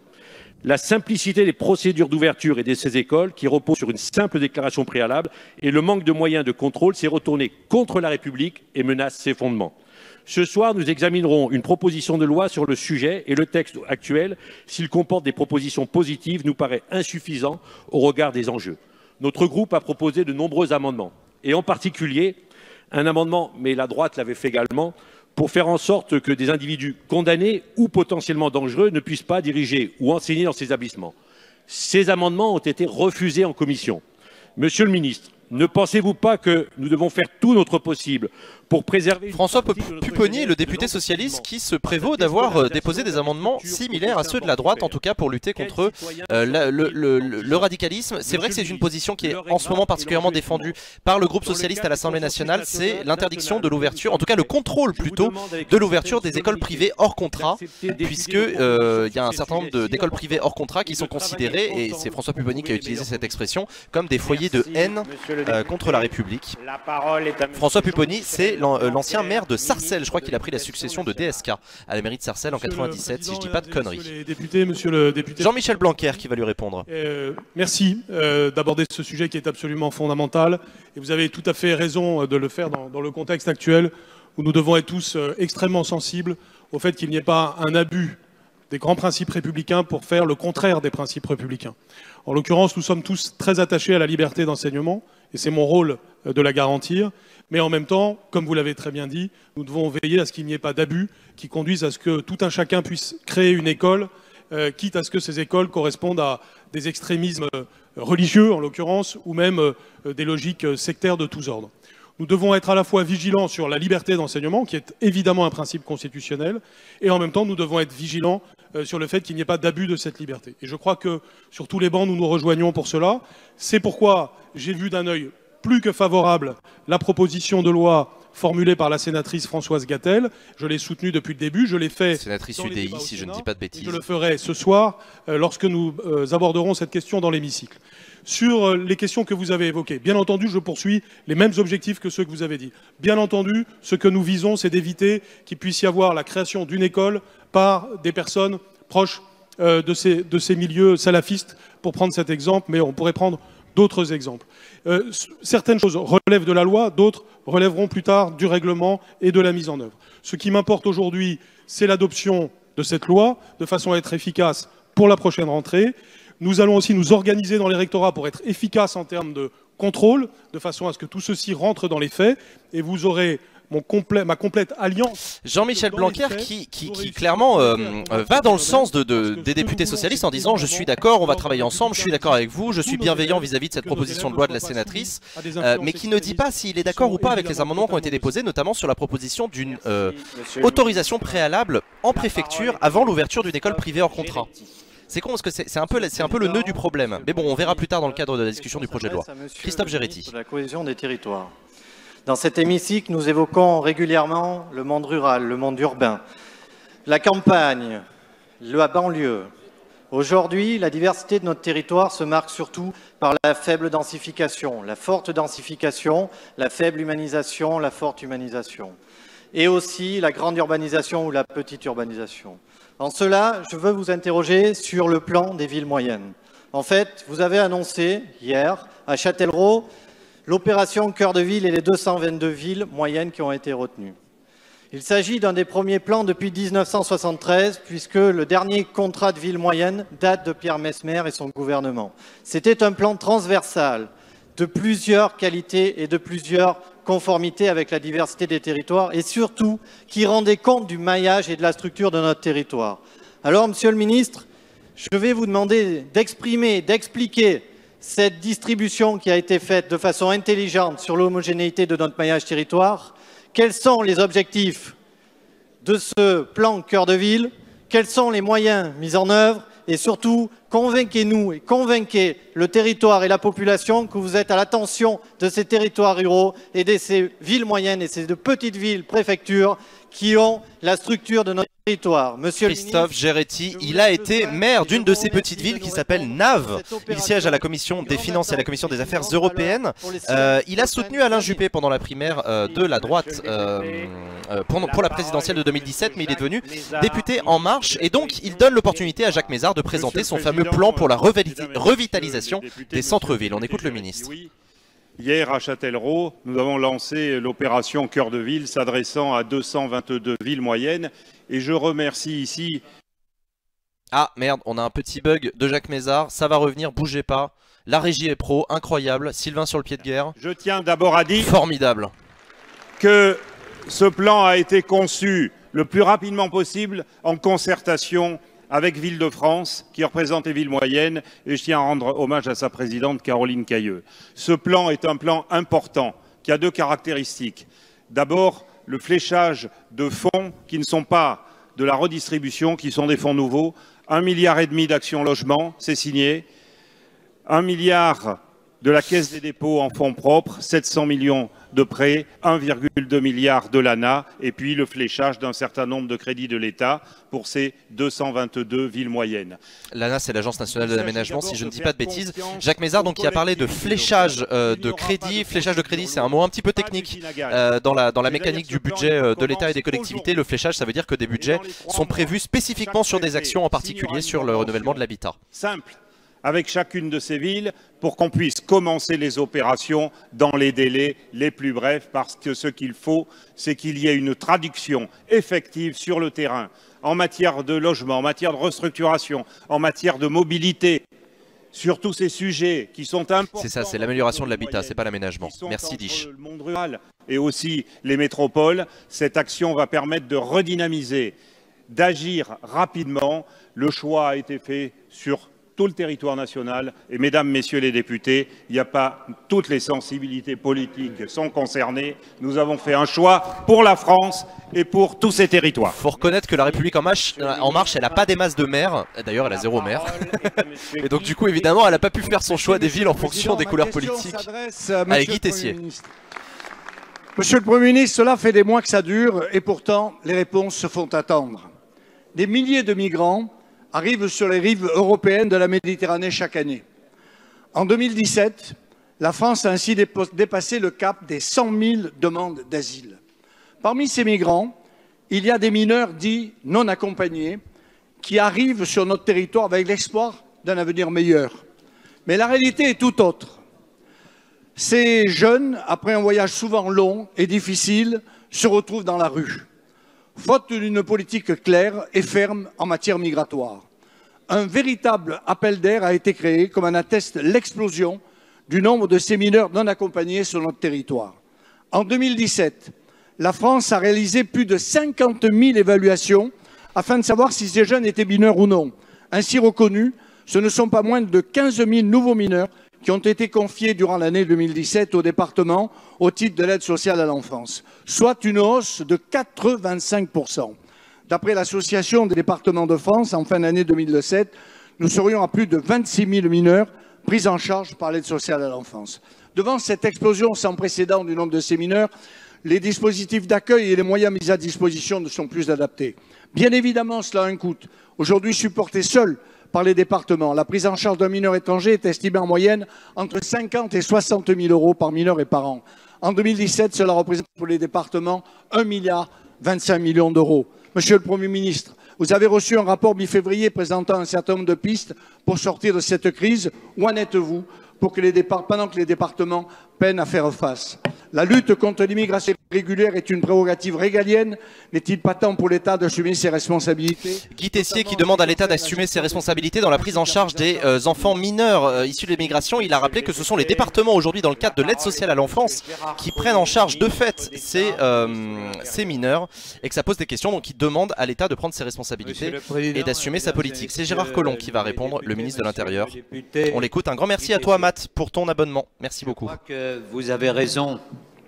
En l'espace de quelques années, le phénomène des mineurs non accompagnés a explosé et un certain nombre de départements sont aujourd'hui en grande difficulté. Nous ne savons pas exactement combien de mineurs ont été reconnus puisque, comme vous le savez, un certain nombre qui ont été déboutés dans un département peuvent aller dans un autre département pour voir reconnu leur minorité, mais le phénomène est extrêmement inquiétant. C'est pour cela que Monsieur le Premier ministre a ouvert un dialogue avec l'Association des départements de France. Nous recevions ensemble, il y a encore 15 jours, son président Dominique Bussereau. Nous sommes en discussion pour aboutir à une solution qui agrée à la fois l'État et les départements, mais au-delà même de la prise en compte de ce problème et des relations entre le département et l'État, il est clair que nous avons là un problème réel. Et donc nous sommes entrés en discussion avec les États dont proviennent ces mineurs pour la plupart, de manière à pouvoir peser sur ces États et à faire en sorte qu'avec eux, nous puissions démanteler les réseaux de passeurs qui, les faisant passer soit par l'Italie, soit par l'Espagne, les amènent ensuite dans les grandes villes ou même dans les petits départements de France. Oui, nous voulons régler ce problème, c'est totalement impératif. Gérard Collomb donc, qui parle de l'action de l'État pour régler ce problème et qui répond pas tout à fait à la question de Guy Tessier. Guy Tessier, il posait la question de la prise en charge de ces enfants, alors que le ministre lui a plutôt répondu des filières, l'arrivée de ces enfants, les filières de passeurs, qui est effectivement un autre problème. Merci beaucoup pour ton resub, Fandam. Ce chiffre, monsieur le ministre, correspond au montant de l'impôt sur les sociétés payé chaque année par Facebook en France. 1 million d'euros, c'est 1/700e du chiffre d'affaires annuel de ce réseau social qui compte près de 32 millions d'utilisateurs en France. Vous avez souhaité mettre fin à cette évasion fiscale, volonté qui s'est traduite la semaine dernière par une proposition de directive européenne visant à taxer provisoirement les géants du numérique. La proposition préconise de taxer à 3% les revenus générés par l'exploitation d'activités numériques et ne vise que les groupes dont le chiffre d'affaires annuel mondial s'élève à plus de 750 millions d'euros. Ce sont ainsi 120 à 150 entreprises qui seraient concernées. En attendant une réforme structurelle pour la juste taxation des entreprises du numérique, cette taxe constituerait un vrai signal politique et devrait rapporter environ 5 milliards d'euros par an à l'Union européenne. Monsieur le ministre, la France est-elle déterminée à faire adopter cette proposition de directive à Christine Aignon, la députée des Hauts-de-Seine, qui est députée de Courbevoie. Alors c'est pas inintéressant qu'elle pose une question sur les GAFAM, puisqu'elle est députée de la circonscription qui touche une partie du quartier d'affaires de la Défense. Christine Aignon qui pose donc la question sur la taxation des GAFAM suite à la proposition de directive à l'initiative française. Discours de la Sorbonne, profiterons-nous de cette nouvelle recette pour constituer une ressource européenne propre, finançant des dépenses communes et ouvrant la voie à un vrai... Donc Christine Aignon qui va de l'avant en imaginant que cette directive est déjà adoptée et pose la question au gouvernement en disant mais qu'est-ce qu'on va faire de l'argent qu'on récoltera en taxant les réseaux comme Facebook à hauteur de ce qu'ils devraient payer. Bruno Le Maire qui va répondre, le ministre de l'économie et des finances. La taxation des géants du numérique est une question de justice et une question d'efficacité. C'est d'abord une question de justice parce qu'il n'y a aucune raison que nos PME payent leurs impôts sur les sociétés, leurs taxes locales, quand les géants du numérique ne payent que des impôts dérisoires dans l'Union européenne. Et c'est une question d'efficacité parce que ces géants du numérique qui font les profits les plus importants doivent aider demain à financer les biens publics, les services publics en France comme dans le reste des pays européens. Nous avons progressé. Et je voudrais rappeler de là où nous partons, il y a un an, il n'y avait pas de proposition sur la table, il n'y avait pas de projet de directive, il n'y avait pas d'unité européenne. Et bien, sous l'impulsion du président de la République et de la France, 9 mois plus tard, il y a une proposition officielle de directive sur la taxation des géants du numérique, ceux qui font plus de 750 millions d'euros de chiffre d'affaires. C'est une vraie victoire pour notre pays. Maintenant, il faut la concrétiser. C'est une victoire. Pour l'instant, il y a une proposition qui est sur la table. On verra si les pays européens se mettent d'accord. La proposition qu'elle fait, la taxation des flux de publicité, la taxation des marketplaces, nous y travaillons avec Mounir Majoubi, mais faire en sorte qu'elle soit adoptée par tous les États membres de l'Union européenne, y compris ceux qui sont les plus réticents. Je pense par exemple à l'Irlande. Eh bien, nous allons faire ce travail de conviction et je souhaite que la directive soit adoptée au plus tard, au début de l'année 2019, par l'ensemble des pays européens pour traduire en fait cette taxation des géants du numérique. Bruno Le Maire qui met tout son poids politique en soutien à cette directive de taxation des géants du numérique. Je précise que Bruno Le Maire il porte sur le revers de sa veste le logo de la French Tech. C'est le petit coq. La French Tech, c'est en gros le rayonnement français à l'international des startups et du savoir-faire numérique français. Voilà, Bruno Le Maire, qui donc veut absolument que d'ici au début de l'année 2019, on adopte cette directive partout en Europe. Le 22 mars dernier, les retraités de la République étaient en marche pour dénoncer la dégradation de leur pouvoir d'achat et la violence de l'attaque à la CSG dont ils sont victimes. En Martinique, le sort des retraités, soit un quart de la population, est d'autant plus préoccupant qu'ils subissent déjà de plein fouet la cherté de la vie, plus 38% pour l'alimentation, qu'ils doivent souvent assumer la solidarité familiale à l'égard de leurs enfants et petits-enfants, et que de nombreux régimes de retraite souffrent de discrimination par rapport à la France. La proportion des retraités au minimum vieillesse est en Martinique 7 fois plus importante qu'en France. Plus de 80% des retraités vivent sous le seuil de pauvreté si l'on applique le seuil de pauvreté hexagonale. Vous me répondrez que les plus petites retraites sont épargnées par le dispositif CSG ou que ce dernier sera incessamment corrigé en faveur des 100 000 retraités dont le revenu fiscal est juste au-dessus du seuil fixé. Soit. Mais comment? Comment justifier l'augmentation de CSG de 1,7 point au préjudice de millions de retraités et votre opposition farouche à une hausse infinitésimale de la taxe additionnelle sur les transactions financières visant à revaloriser les petites retraites agricoles. Jean-Philippe Nilor, le député membre du groupe GDR qui représente le mouvement indépendantiste martiniquais, qui plaide lui aussi contre la hausse de la CSG qui frappe les retraités. C'est intéressant de voir qu'il reprend un système argumentaire assez similaire à celui des Républicains. Il défend le pouvoir d'achat des retraités, notamment en Martinique. L'infortune de nos aînés. Monsieur le Premier ministre, Ces derniers attendent un sursaut de votre part à l'heure où votre projet de réforme de retraite suscite chez eux de vives inquiétudes. Merci, eux dont le poids économique monsieur et le rôle député. social et La sociétal sont parole prépondérants est à dans nos Madame territoires. Agnès Buzyn, ministre des Solidarités et de la Santé. Agnès Buzyn, donc, qui va répondre en tant que ministre des Solidarités sur la question de la hausse de la CSG. La ministre de la Solidarité, c'est elle qui défend au nom du gouvernement le projet de loi de financement de la sécurité sociale. Donc c'est normal que ce soit elle qui réponde. Qu'est-ce qu'elle a dit? Elle s'est plantée sur son nom? Mais non, c'était Jean-Philippe Nilor. Qu'est-ce qu'elle a dit? Putain, ça la fout mal.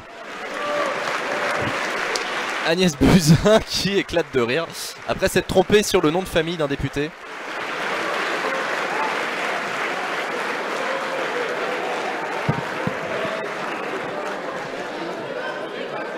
Madame...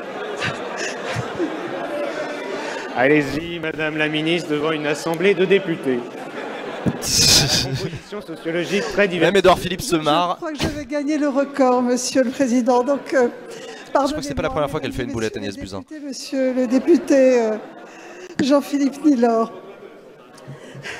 vous avez parlé à juste titre de la faiblesse des retraités dans les DOM et notamment de la retraite des agriculteurs. Je voudrais revenir sur ces deux points. Concernant la retraite dans les DOM, vous avez raison, elle est souvent en dessus du minimum vieillesse.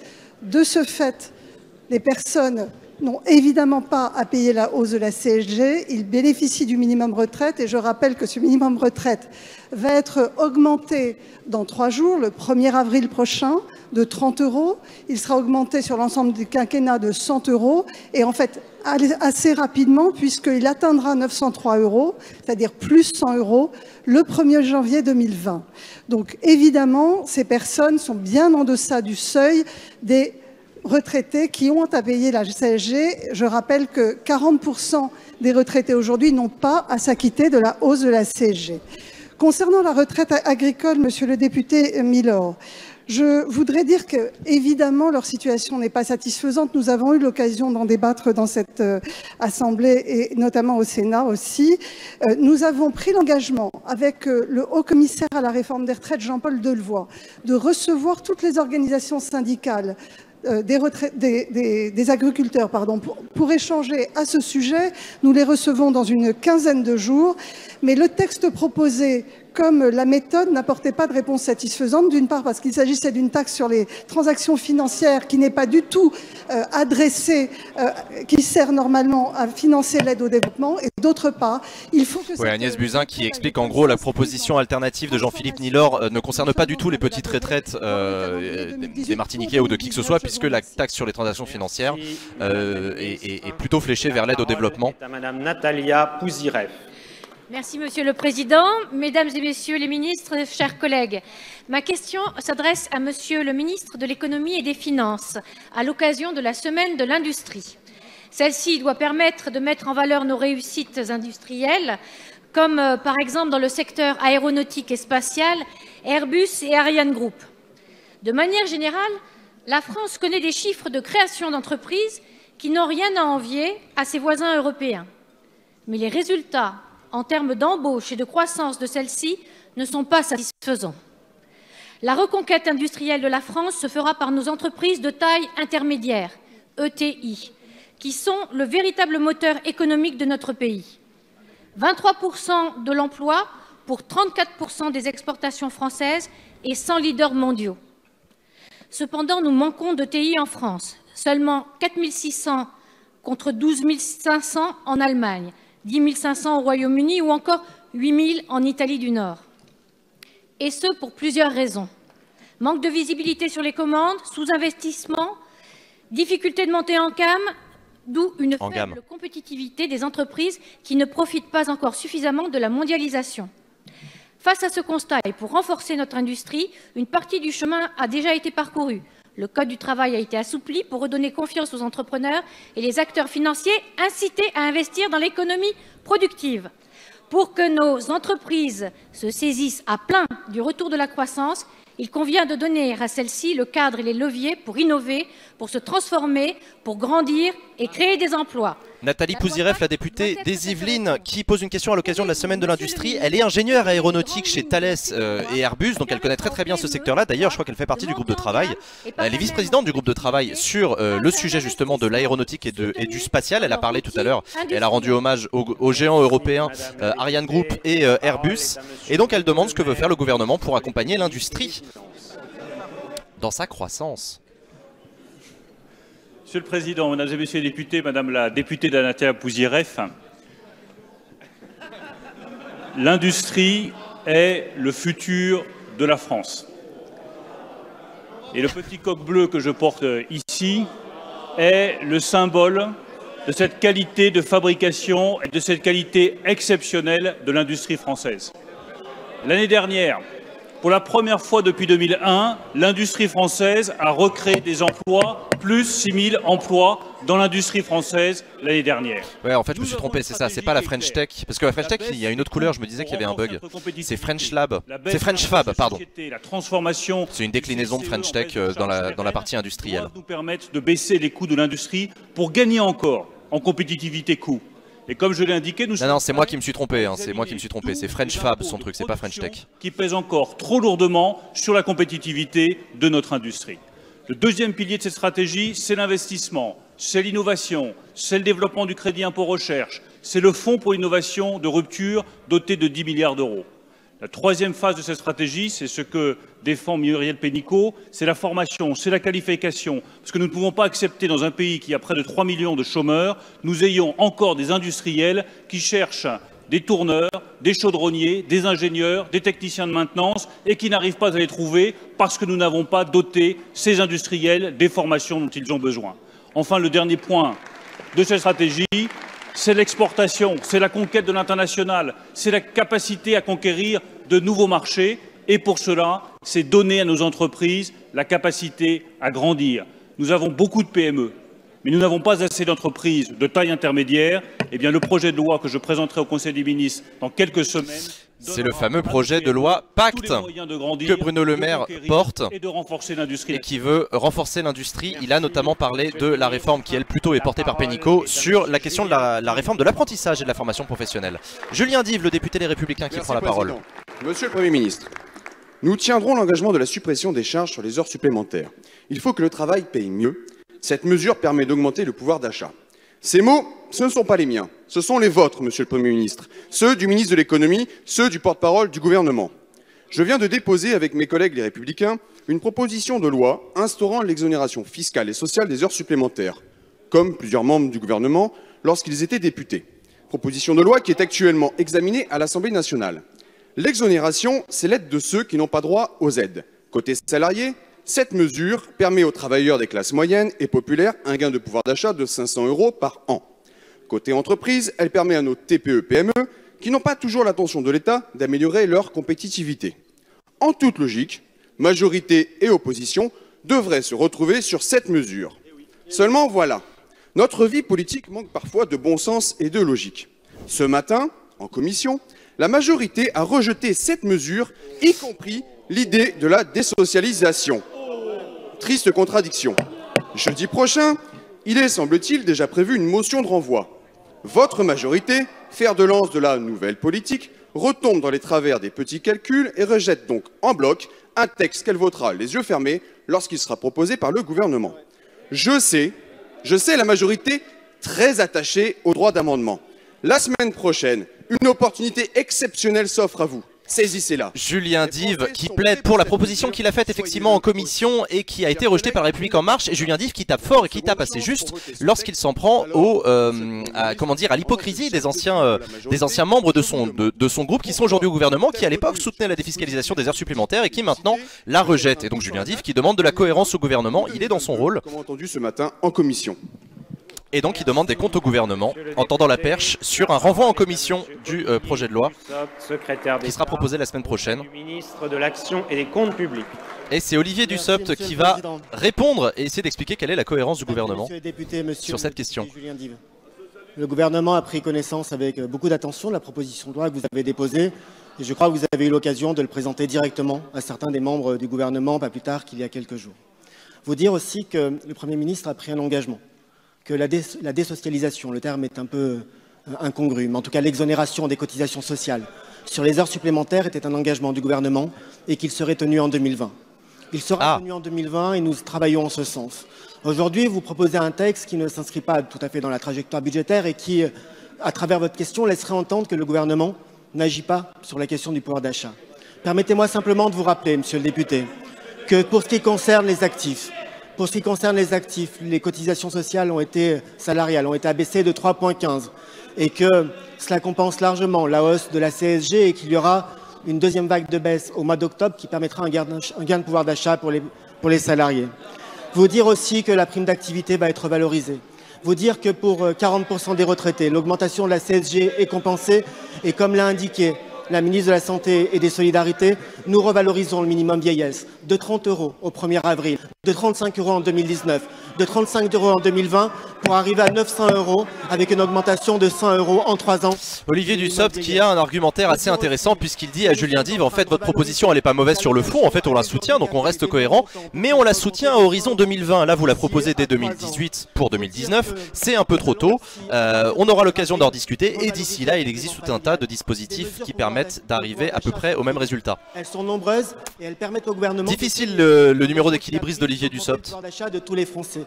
Le texte que vous avez présenté sera examiné en séance. Je vous le répète, c'est un engagement du gouvernement. Il sera tenu en 2020. Merci, monsieur le ministre. La parole est à madame Michèle Crouzet. Merci, monsieur le président. Ma question s'adresse à monsieur le ministre de l'économie et des finances. J'associe à ma question plusieurs parlementaires de la Bourgogne-Franche-Comté. Monsieur le ministre, dans le cadre de la semaine de l'industrie, manifestation d'ampleur nationale, et comme vient de le souligner ma collègue, de nombreux événements sont organisés sur notre territoire. Cette semaine est l'occasion de célébrer le Made in France. La Bourgogne-Franche-Comté est connue et reconnue pour ses vignes, mais aussi pour sa pierre. La pierre de Massangy est exploitée et transformée depuis 1875 dans cette région. Nos tailleurs de pierre, dont certains sont meilleurs ouvriers de France, travaillent chaque jour ce matériau qu'ils valorisent à travers le monde. En effet, ces carrières constituent une véritable richesse pour la région et son économie locale. Cette noble pierre est utilisée à travers le temps dans les constructions de monuments emblématiques en France comme à l'étranger. Les soubassements de la Tour Eiffel, l'Opéra Garnier, le British Museum de Londres, l'Université de Stanford. Cette liste non exhaustive de monuments réalisés avec la contribution de l'entreprise Rocamat permet de mesurer l'importance de celle-ci. En mars 2017, elle a d'ailleurs obtenu le label Entreprise Patrimoine Vivant par le ministère de l'Économie et des Finances. Aujourd'hui, Rocamat, qui extrait, transforme et exporte la dite pierre, est en situation de redressement judiciaire. L'entreprise embauche environ 240 salariés en France, dont une centaine en Bourgogne-Franche-Comté, et exploite 4 carrières de pierre de Massangy. Michèle Crouzet, qui est elle-même chef d'entreprise, enfin elle l'est plus maintenant qu'elle est députée, mais elle sait ce que c'est que la situation d'une entreprise, et en l'occurrence elle tire la sonnette d'alarme sur une entreprise qui s'appelle Rocamat. Elle l'a décrite cette entreprise dans sa question, en disant que c'est une entreprise spécialisée dans la pierre, l'extraction et la transformation de pierre en Bourgogne-Franche-Comté. Et éviter que les investissements étrangers aient pour seul but la spéculation financière. Je vous remercie. Merci madame la députée. La parole est à monsieur Bruno Le Maire, ministre... Et c'est le ministre de l'économie et des finances qui va répondre à la députée sur la question spécifique de cette entreprise et de la sauvegarde des emplois. L'entreprise dont vous parlez, l'entreprise Rocamat, a fait en 2016 et en 2017 4 millions d'euros et 7 millions d'euros de pertes. Elle a donc été placée en redressement judiciaire et le tribunal se prononcera définitivement le 22 mai prochain. Il y a plusieurs solutions qui sont sur la table. Un plan de continuation par les actionnaires actuels et 2 offres de reprise qui ont été faites, l'une par une entreprise nationale et l'autre par une entreprise belge.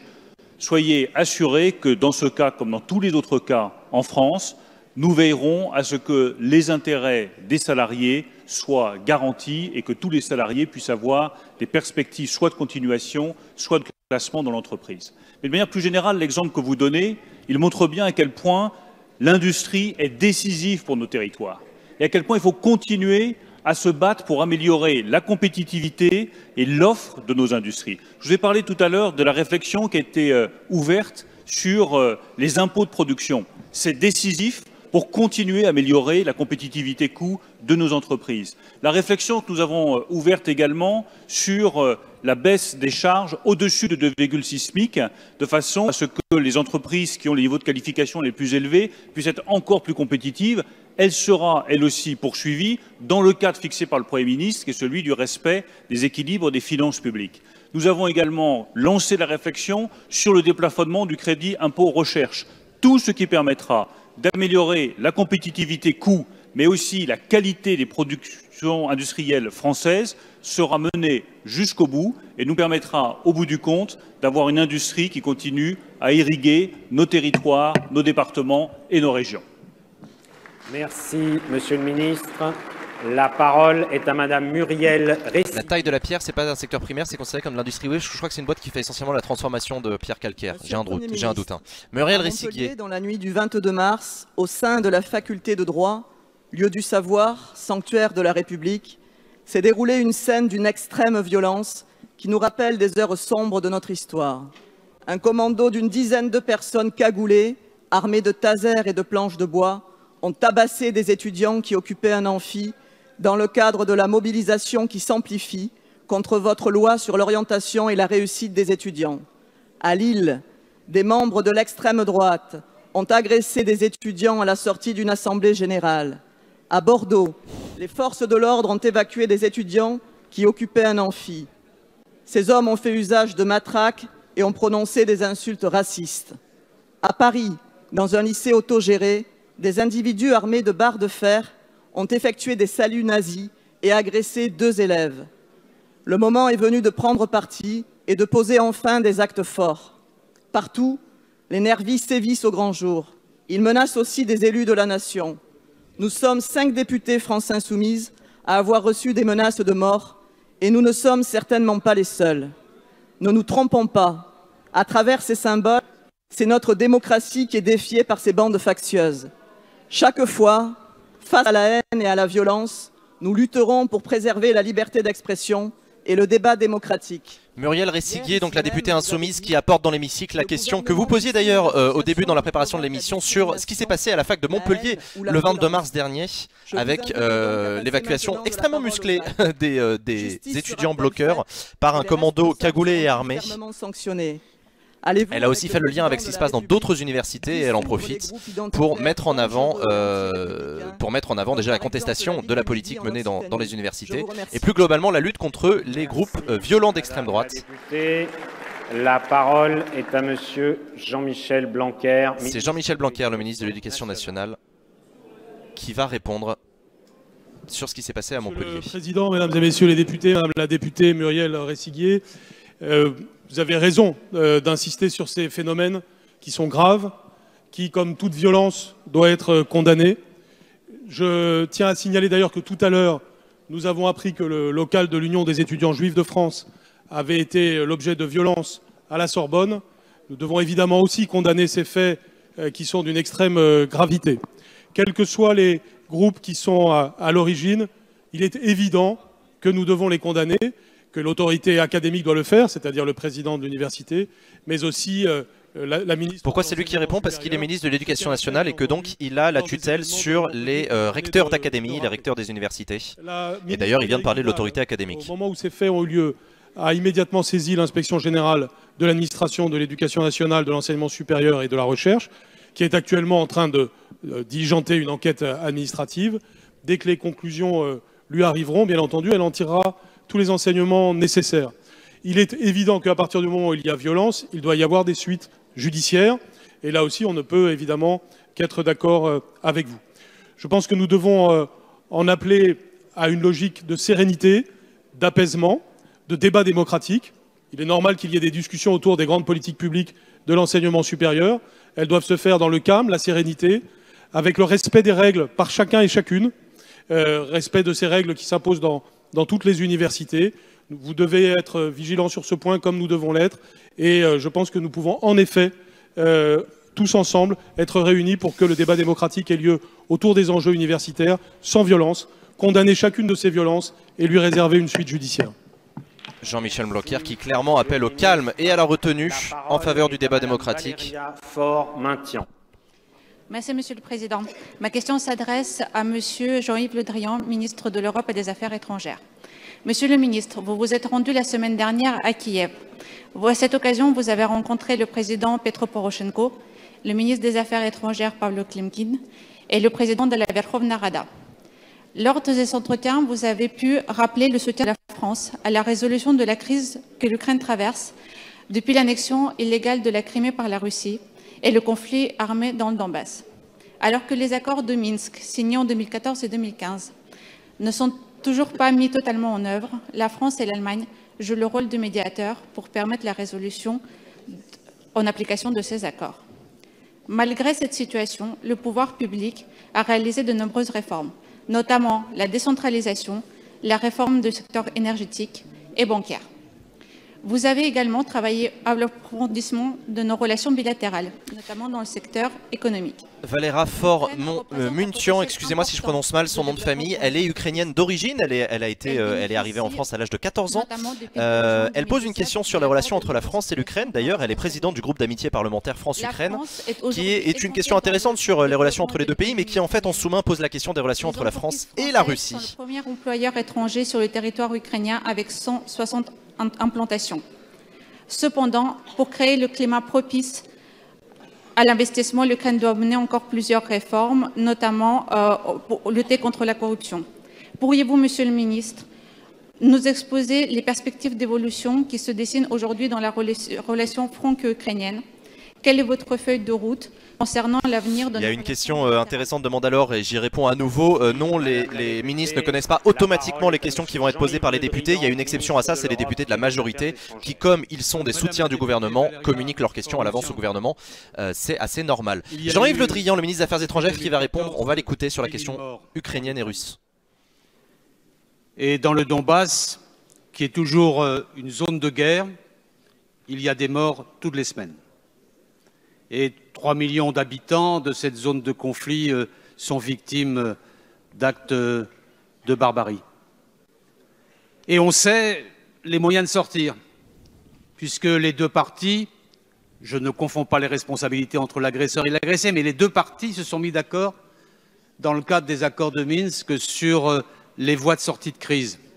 Elles sont simples, dans un premier temps, que l'on respecte effectivement le cessez-le-feu, qu'il y ait un retrait des armes lourdes de part et d'autre de la zone de contact, que l'on s'engage dans un processus électoral dans le Donbass, qu'il y ait un processus d'autonomie de cette région au sein de l'Ukraine. Tout cela est connu. Il faut maintenant que les accords de Minsk puissent se mettre en œuvre et il faut pour cela de la volonté politique.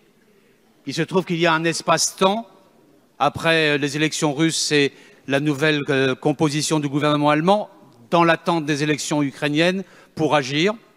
Et la France et l'Allemagne vont mettre à profit ce temps opportun pour reprendre l'initiative afin d'engager les parties à respecter, engager, mesure après mesure, les accords de Minsk. Par ailleurs, nous avons avec l'Ukraine une relation de confiance.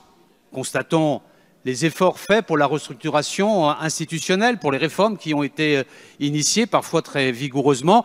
Il reste encore beaucoup à faire et je l'ai dit au président de l'Ukraine et au président de la Rada. Il reste beaucoup à faire, singulièrement dans le domaine de la lutte contre la corruption. Vous l'avez dit, en particulier en mettant en œuvre une cour anticorruption qui serait le symbole... Jean-Yves Le Drian qui se garde bien de parler de la Russie. Évidemment, on suppose que le ministre de l'Europe et des Affaires étrangères a la Russie à l'esprit quand il parle de l'Ukraine. Évidemment, la remontée des tensions avec l'expulsion des diplomates russes fait partie du paysage. Mais Jean-Yves Le Drian qui se borne à faire une réponse assez simple sur la question ukrainienne en disant que la relation entre la France et la Russie doit progresser et que les accords de Minsk doivent s'appliquer. Ministre de la Justice.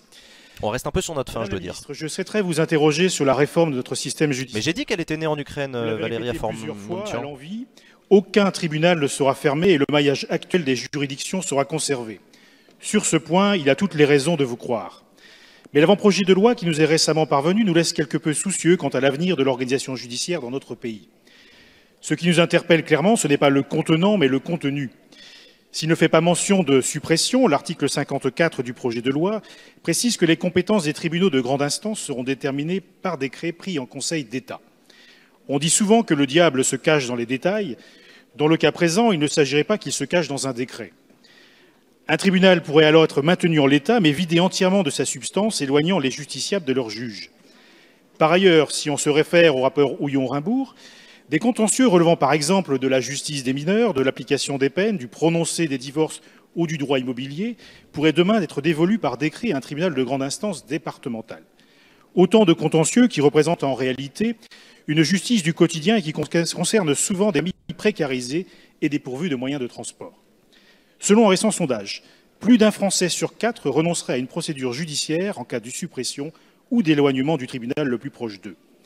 Il n'est pas imaginable de détricoter le maillage territorial de la justice, qui est un service public, par un simple décret sans concertation avec les élus du territoire et les professionnels de la justice. Aussi, pour nous éviter d'avoir à déposer un trop grand nombre d'amendements lors de l'examen du projet de loi, j'entends bien amendement qualitatif et non pas quantitatif, pourriez-vous nous préciser... Paul Christophe qui fait un bon gros clin d'œil appuyé à la volonté du gouvernement de limiter le pouvoir d'amendement des parlementaires en disant mais si vous voulez qu'on évite de déposer des amendements, est-ce que vous pouvez aller un petit peu dans notre sens? Et en l'occurrence, le sens que demande Paul Christophe, c'est plus de concertation sur la question de la carte judiciaire, l'ouverture-fermeture des tribunaux. Vous savez que c'est une question qui intéresse beaucoup d'élus locaux et Nicole Belloubet, la ministre de la Justice, qui va pouvoir répondre sur sa politique en la matière. Monsieur le député Paul Christophe, ce que nous voulons avec la réforme de justice qui sera soumise au Parlement d'ici l'été, c'est une justice à la fois plus proche, plus lisible et plus rapide. Plus proche. Nous l'avons dit, aucun tribunal ne fermera, et je le redis ici devant vous, les tribunaux d'instance qui forment le maillage de nos territoires, il y en a plus de 300 qui sont isolés sur les territoires, continueront évidemment à exister et à exercer leurs compétences telles qu'actuellement définies.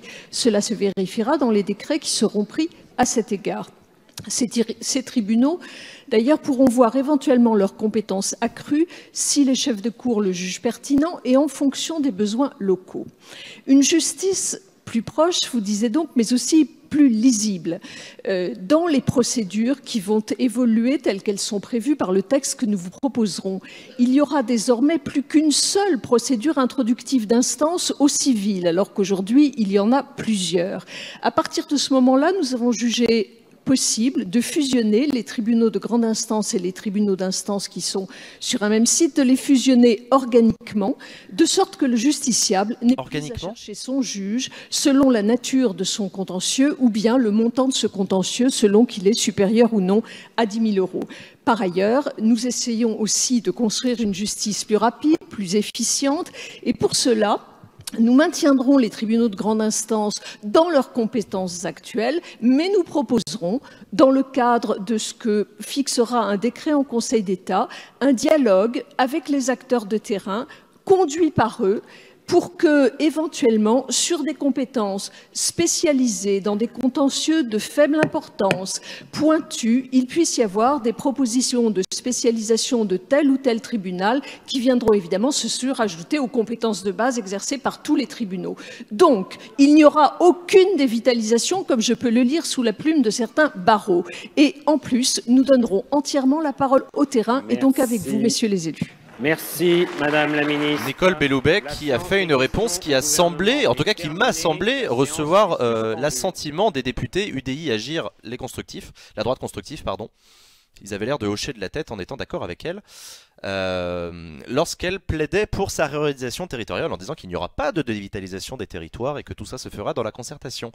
Voilà, c'est la fin de cette séance de questions d'actualité au gouvernement. Elle aura été en fait assez riche. On s'était posé la question, je m'étais posé la question avec vous en début de cette séance de savoir si on allait essentiellement parler de lutte contre le terrorisme suite aux attentats de Carcassonne et de Trèbes et de lutte contre l'antisémitisme. Et en fait, on a repris un peu les travaux habituels en abordant un certain nombre de questions liées à l'actualité.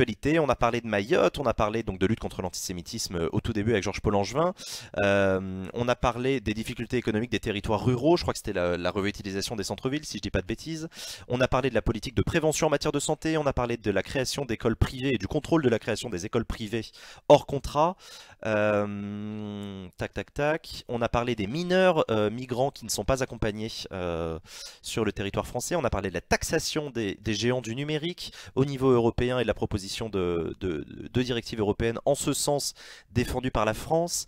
On a parlé du pouvoir d'achat des retraités en Martinique. On a parlé de l'industrie. On a parlé de l'exonération fiscale des heures supplémentaires. On a parlé de les violences dans la fac de droit de Montpellier, on a parlé de la crise ukrainienne, on a parlé du système judiciaire. Putain, mine de rien, c'était vachement dense comme séance de questions d'actualité au gouvernement. Non, c'était intéressant. Je sais pas si ça vous a plu, enfin si ça correspondait à vos attentes. Mine de rien, dans tous les sujets d'actualité que vous aviez soulevés au début de la séance quand on l'a préparé, il y en a quand même un paquet qui ont été abordés. Il y en a aussi auxquels on s'attendait pas tout à fait, mais tant mieux à la limite. Tant mieux, tant mieux. De quoi est-ce qu'on n'a pas parlé du coup? Bah non, on a parlé de la réutilisation des centres-villes, on a parlé de l'outre-mer, on a parlé de Mayotte, avec donc la députée qui vient d'être réélue à Mayotte. On n'a pas reparlé de Trèbes. Bah, du coup, on n'a pas reparlé de Trèbes, effectivement. Mais bon, j'ai envie de dire, la séance d'hier, elle était pratiquement exclusivement consacrée à ça, donc je pense que tout avait été dit hier. Bon, c'est pas parce que tout est dit à une séance que certains députés s'empêchent de reposer les questions le lendemain. Oui, oui, c'est vrai, c'est vrai, c'est vrai. D'ailleurs, Georges Paul-Langevin a posé une question sur Mireille Knoll, alors que le sujet avait déjà été abordé hier, donc t'as raison. On n'a pas parlé des ours dans les Pyrénées, c'est vrai. C'est vrai, c'est vrai, c'est vrai. Le chat à l'écran est mort. Ah merde. Bougez pas, ça va revenir. C'est à cause du bug de connexion qu'on a eu tout à l'heure. Ouais, on a eu un bug de connexion tout à l'heure. C'est qui dort derrière? Vous escotez? Ouais, c'est Benjamin. Il est en train de dormir, Benjamin? Benjamin qui fait une sieste sur mon canapé à sieste. Quelle indignité. Quelle indignité. Ouais, la régie d'Acropolis, c'est le meilleur endroit où dormir. Hein. Et le comble, c'est que le régisseur n'y dort jamais. Pourquoi tu fais jamais de sieste ici, toi? Parce que j'ai du travail. Parce que tu fais pas de sieste, de toute façon. C'est faux. Le week-end, ça m'arrive. Jean, c'est quoi le tribunal d'instance et de grande instance? Ah, le tribunal d'instance et de grande instance, c'est de la justice, civile et c'est une organisation. C'est pas une organisation hiérarchique entre l'un et l'autre, c'est une hiérarchisation par rapport à la gravité entre guillemets et aux sommes en jeu. Tribunal de grande instance, c'est pour les petites sommes, et je crois que c'est au-dessus de 10 000 euros d'enjeux qu'on passe au tribunal d'instance. Mais je crois que ça a déjà fait l'objet d'une réforme depuis que j'ai fait mes études de droit. Donc s'il y a des étudiants en droit qui sont un peu plus à jour que moi sur ces sujets-là, parce que moi après j'ai fait des études de droit public, donc j'ai un peu oublié, je vous avoue, l'organisation judiciaire de la justice judiciaire. Justice judiciaire. Ben oui, par opposition à la justice administrative. Ouais. Très cool comme d'habitude, merci Dalaem, merci beaucoup, bisous à toi. Voilà, si vous avez des questions sur cette séance de questions d'actualité au gouvernement, si vous avez des réactions par rapport à ce qui s'y est dit, surtout n'hésitez pas, c'est le moment, mais je vais pas tarder à rendre l'antenne parce que comme je vous le disais, malheureusement j'ai une obligation après, je ne vais pas pouvoir rester très très longtemps. On n'a pas parlé non plus de la loi de programmation militaire. C'est con, ça aurait été le moment. Et c'est quoi le vote solennel cet après-midi déjà, on l'avait dit? Le truc des affaires là. Le secret des affaires. Le secret des affaires, on n'en a pas parlé non plus. Le truc des affaires. Le truc des affaires là, tu sais, le machin business là. Les petits arrangements entre amis là. Bah, voilà, le truc où les fouilles merdes de journalistes arrêteront de nous poser des questions, hein. Voilà, bon, bref, le droit des affaires c'est cet après-midi, donc on n'en a pas parlé non plus. Mais on a parlé de la taxation des GAFA, ça c'était un sujet que vous vouliez aborder. Alors on n'a pas parlé directement de Google Analytics. Non, il y a un autre truc dont on a parlé qui était intéressant sur la lutte contre l'antisémitisme, c'est Georges Paul-Langevin, du coup la première question et la première réponse qui a été apportée, Georges Paul-Langevin qui propose la création d'une responsabilité en fait pénale des plateformes sur les contenus qui sont postés dessus.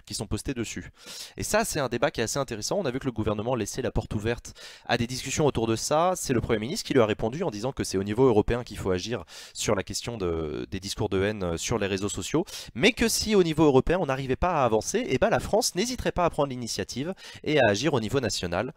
Pourquoi pas en créant un statut entre hébergeurs et producteurs. Ce qui est hyper intéressant pour des chaînes comme Acropolis par exemple, mais pour toutes les chaînes YouTube, pour tous les gens qui ont un compte Twitter, un compte Facebook, etc.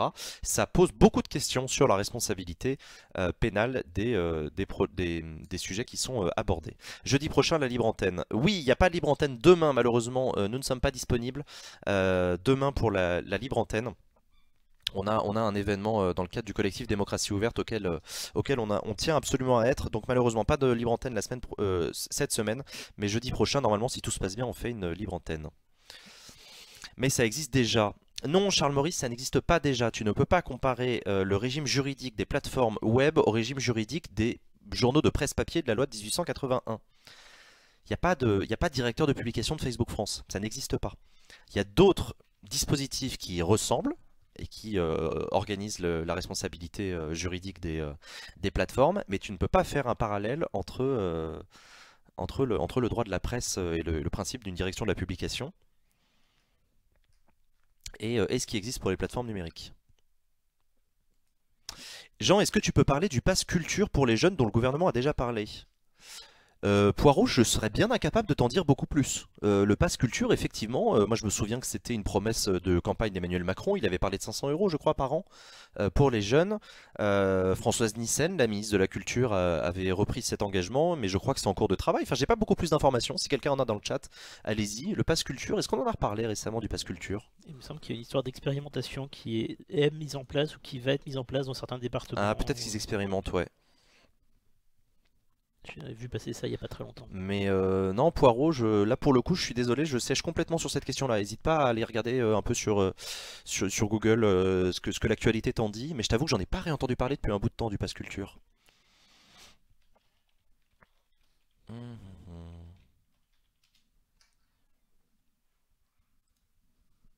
Et les ouvertures de bibliothèques, ça bouge. Non plus, pas beaucoup de nouvelles là-dessus sur l'ouverture des bibliothèques en soirée.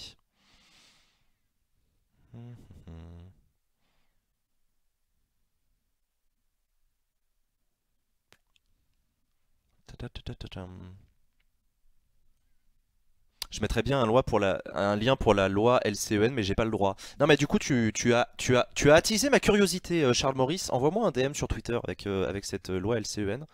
Mais pour le coup, je connais par cœur la loi de 1881 sur la liberté de la presse et son régime juridique, le régime juridique de la liberté d'expression qui est très spécifique. Et à ma connaissance, il n'y a pas de parallèle possible avec les plateformes numériques, hein. Je dis pas d'ailleurs qu'il faudrait aller plus loin pour les plateformes numériques, j'ai pas d'avis sur la question, et je trouve que le débat est intéressant, mais à mon sens... Mais vas-y, envoie-moi le lien. Je te foutrais tous ces étudiants au GNOUF. Ah, bah ça évidemment, vaste débat sur ce qui s'est passé à Montpellier, ce qui s'est passé à Bordeaux, le lycée autogéré de Paris. Et là, donc moi je l'ai appris pendant la séance, mais apparemment le local de l'Union des étudiants juifs de France, l'UEJF, de la Sorbonne aurait été attaqué, aurait été dégradé aujourd'hui même. Terrible. Terrible cette sale ambiance dans les facs. Et cette sale ambiance antisémite. Et cette sale ambiance antisémite, a fortiori, ouais. Putain. C'est assez terrible. D'ailleurs, s'il y en a parmi vous qui se rendent à la marche blanche ce soir, surtout n'hésitez pas à témoigner, à venir raconter votre marche, enfin voilà, à venir dire ce que vous en avez pensé, notamment dans le Discord d'Acropolis. Je rappelle que le serveur Discord d'Acropolis, il est là pour ça. C'est un bon endroit pour échanger des liens sur l'actualité, c'est un bon endroit pour discuter de l'actualité, c'est aussi un bon endroit pour témoigner sur ce que vous vivez, etc. On a par exemple dans la dernière libre antenne, on avait parlé de la manifestation du 22 mars. Donc voilà, n'hésitez pas à nous dire si vous êtes allé à la marche blanche, comment ça s'est passé, ce que vous y avez vu, etc. J'ai vu les photos, le local a été saccagé, il y a des tags antisémites, une horreur. Putain, mais c'est ignoble. Enfin, en 2018, une attaque antisémite contre l'UEJF, enfin, je trouve ça... Ah, ça me glace le sang. C'est ignoble, absolument ignoble. Ugh.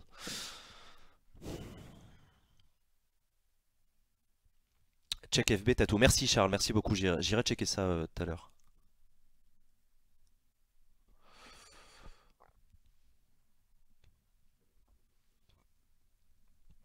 Ambiance fasciste et antisémite, moi ça me rappelle mes cours d'histoire. Ouais. Ouais, c'est vraiment, vraiment les sales souvenirs quoi. Le pass culture est expérimenté dans 4 départements à partir de septembre prochain, il me semble. Ah, merci beaucoup. Et Fanny de préciser, Bas-Rhin, Hérault, Seine-Saint-Denis et Guyane. Vous voyez qu'on a de l'information de qualité sur le chat d'Acropolis. Source, la modération. Source, la modération.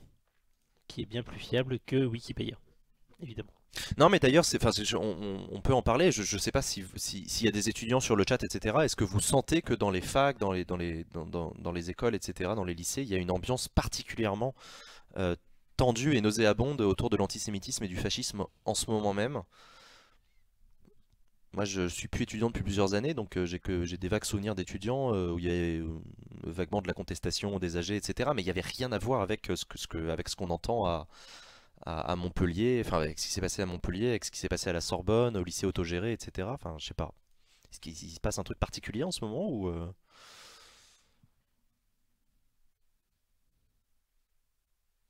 Perso, j'ai quitté la fac il y a 14 ans, j'ai un peu de mal à dire. Ouais, donc voilà, c'est un peu comme moi. Moi, c'était pas il y a 14 ans, mais Moi, j'ai quitté la fac à 14 ans, du coup. J'étais surdoué. Évidemment, j'ai passé mon doctorat à 14 ans. Bah, j'ai fini le deuxième à 14 ans, du coup.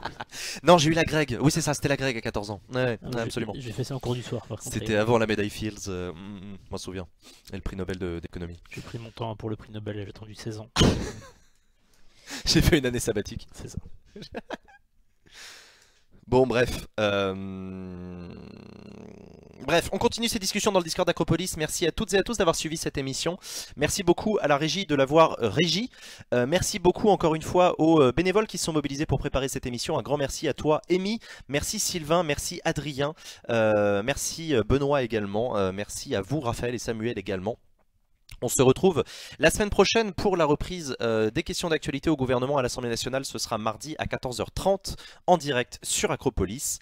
D'ici là, portez-vous bien, passez une bonne soirée. Générique, fin d'émission. Ciao, bye.